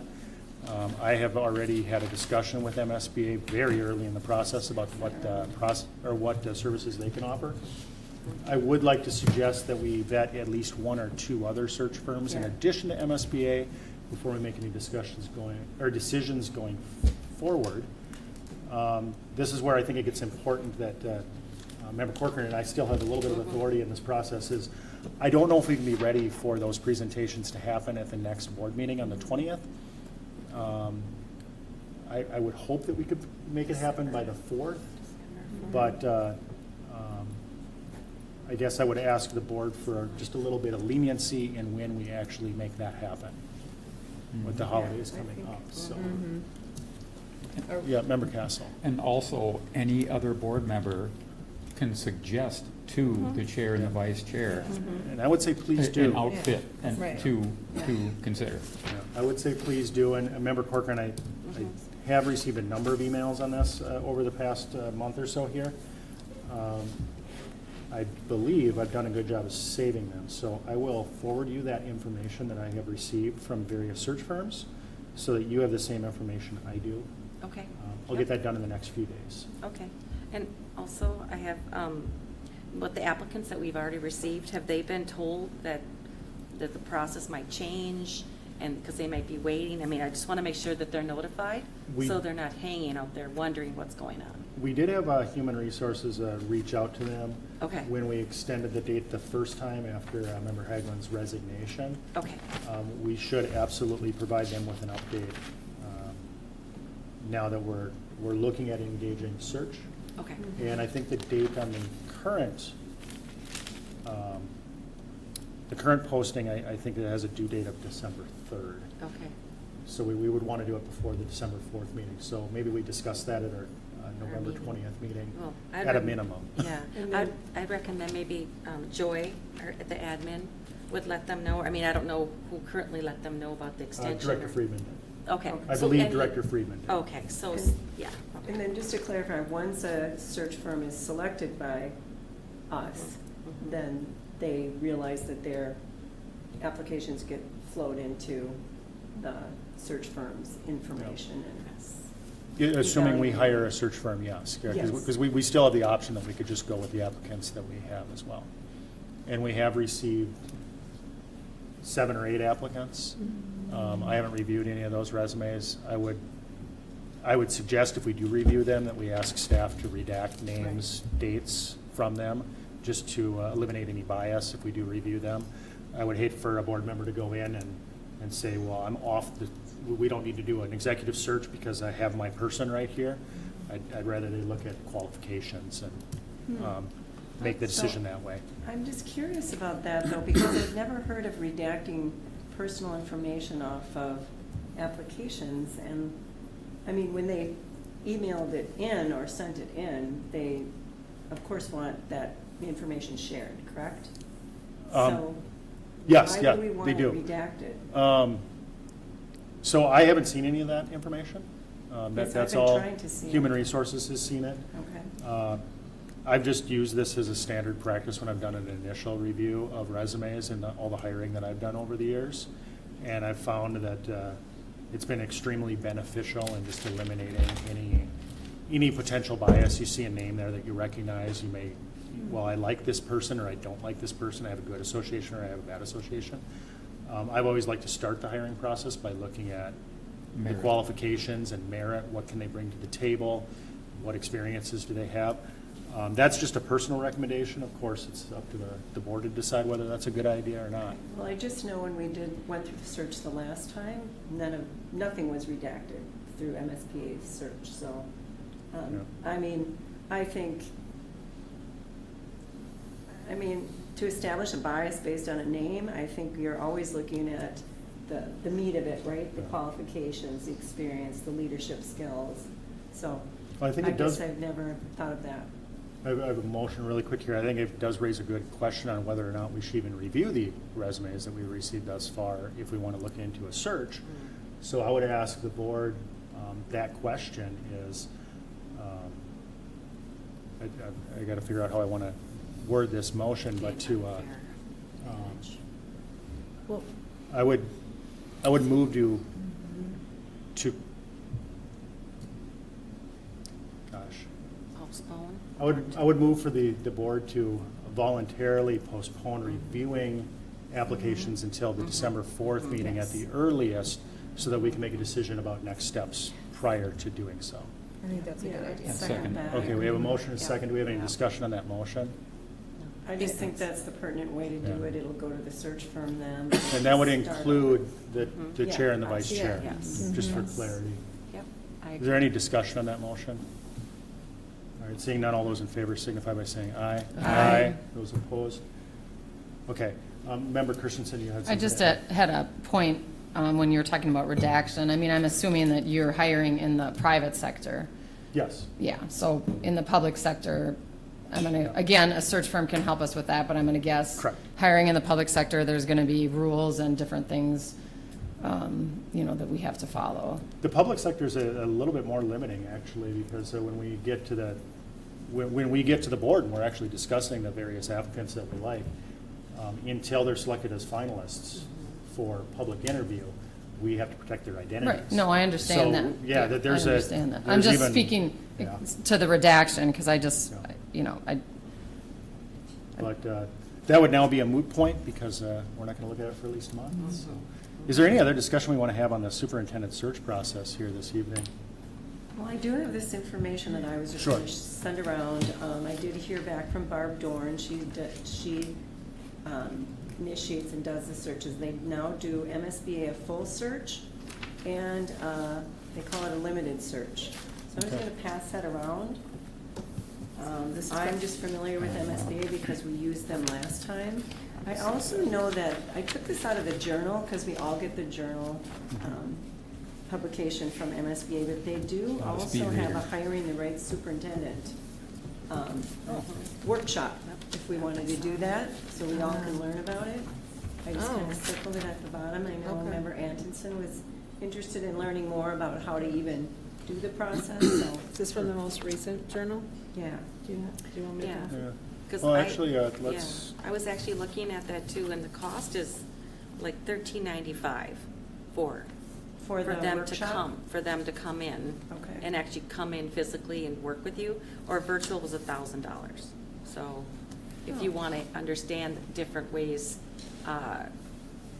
it kind of breaks down if you want to use a consultant and setting a timeline. It's kind of instructing, board members what to look for and how the process works.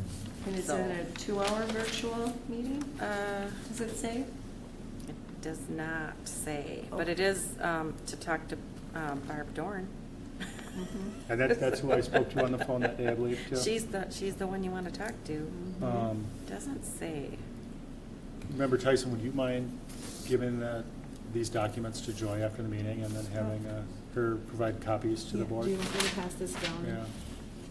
to the, here, I'll pass Yeah. it. Well, it does say Oh, it and includes that could be all the emailed so time we and get it quicker. materials, so. Okay. And Joy, could you scan those in and just email them to us? Sure.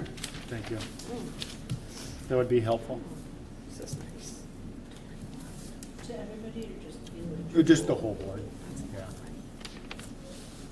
All limited. Yeah. Member Castle? So I would be under the assumption that if we do hire a search firm, that we would instruct them to look at the current applicants. Yes. Yes. Yeah, that would, absolutely, yeah. Mhm. Yeah.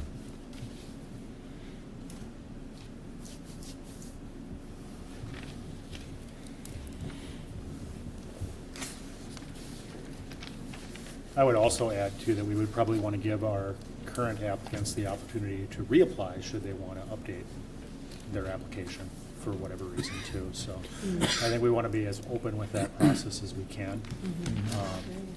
We don't want to penalize the current applicants in any way, shape, or form. And do you want HR to do that then, or? I think we make that decision once we decide Okay. if we're going to move forward with a process or not. I think we just want to be very, very accommodating and give our current applicants the benefit of the doubt that they're not going to have it held against them that they were an early applicant or held against them that they had to reapply or anything like that. We don't want that to occur. All right, so very good discussion on that this evening.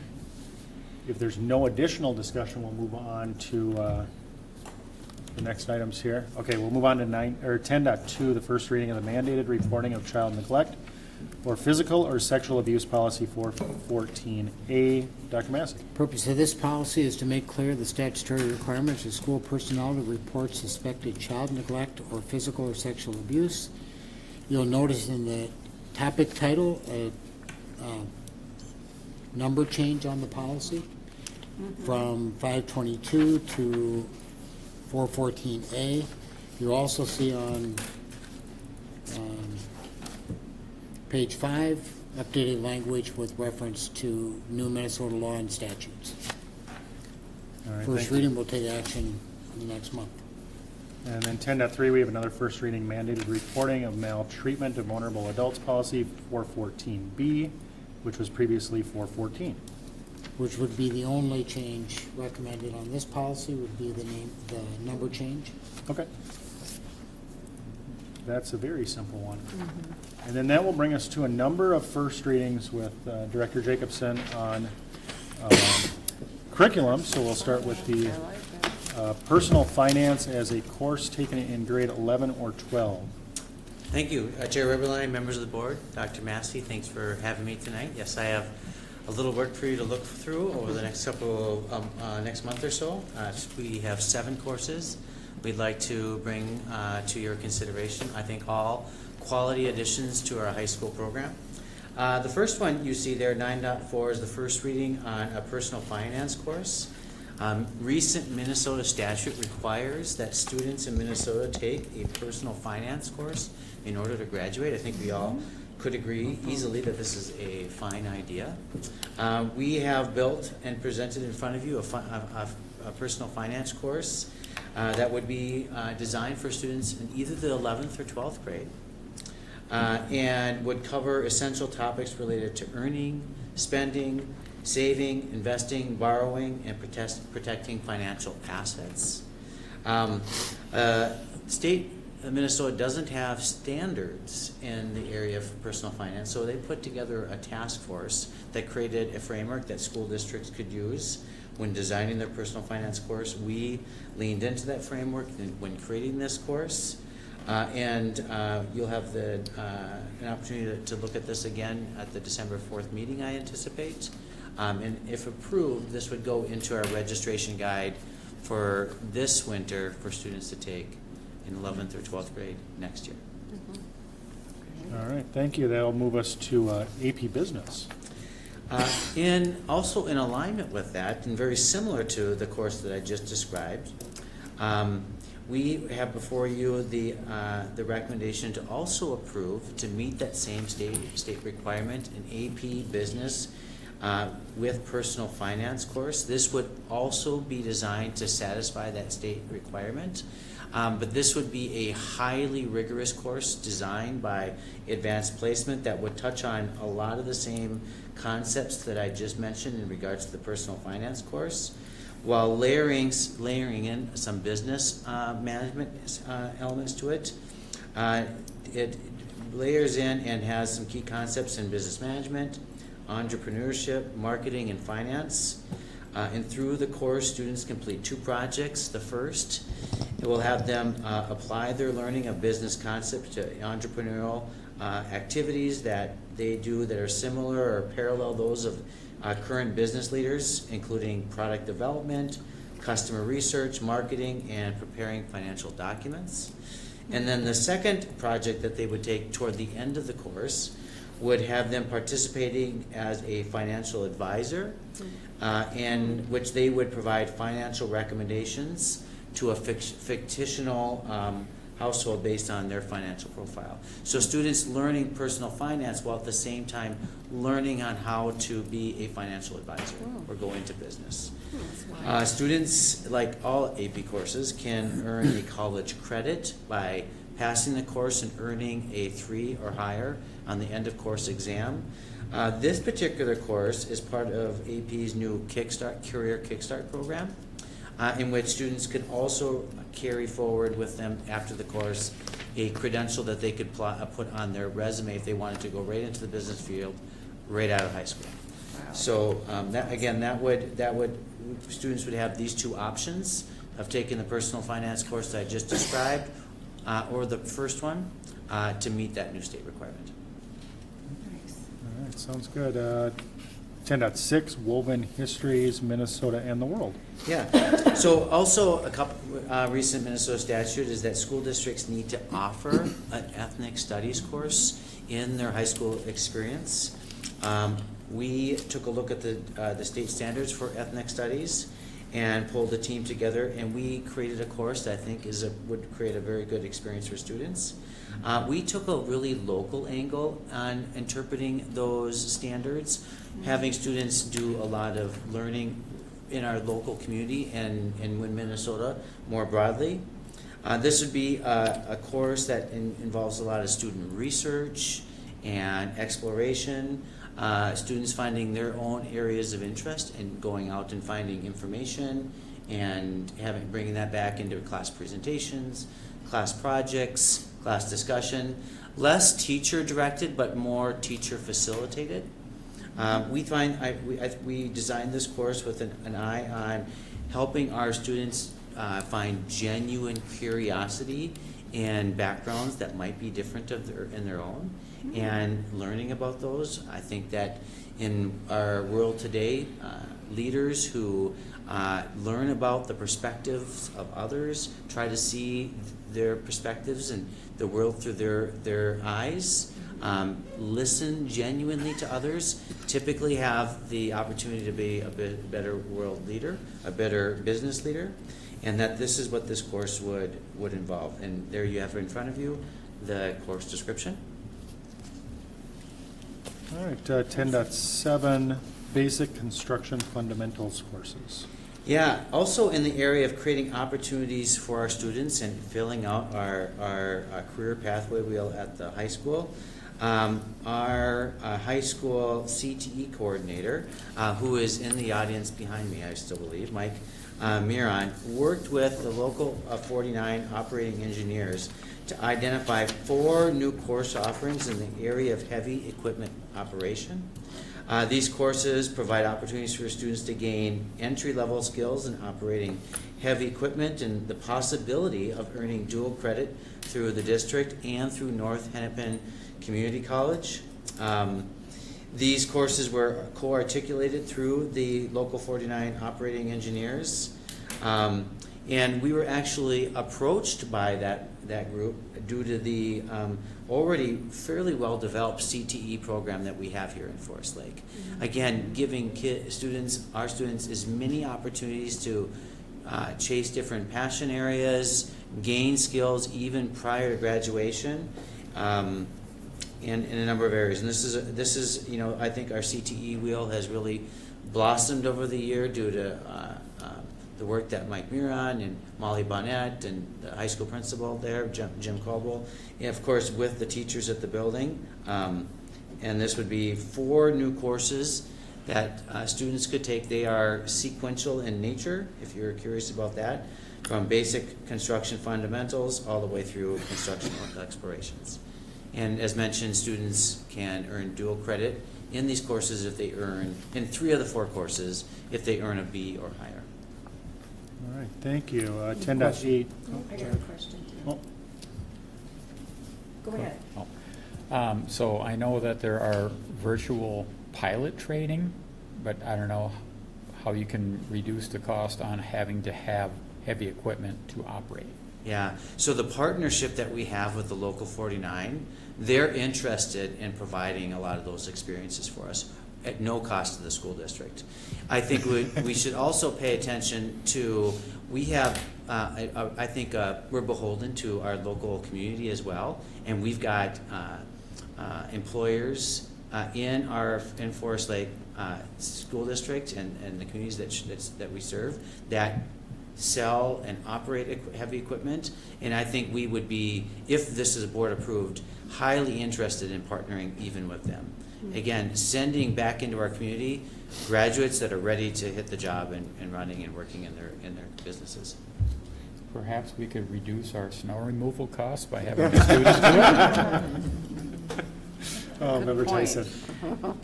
Do you mind if we back up to 10.6? Please, yeah. It's just a quick question.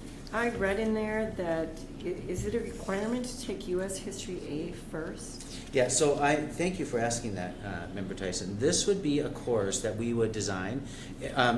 We're speaking here about the Woven Histories, Minnesota and the World course. Correct. Yeah, so this would be a course that we would want students to take in 11th or 12th grade. Okay. If they take it in 11th grade, the team felt it would be ideal for them to take it second semester, so that Okay. they would have taken U.S. History A first. Gotcha. Yeah, so currently, most students at the high school take geography in 9th grade, world history in 10th grade, U.S. history in 11th grade, and then citizenship and government in 12th grade. This course, they felt Okay. like the way that they design it and the depth that they're going to go into, some discussion, some research, really would be best designed for an 11th or 12th grade student.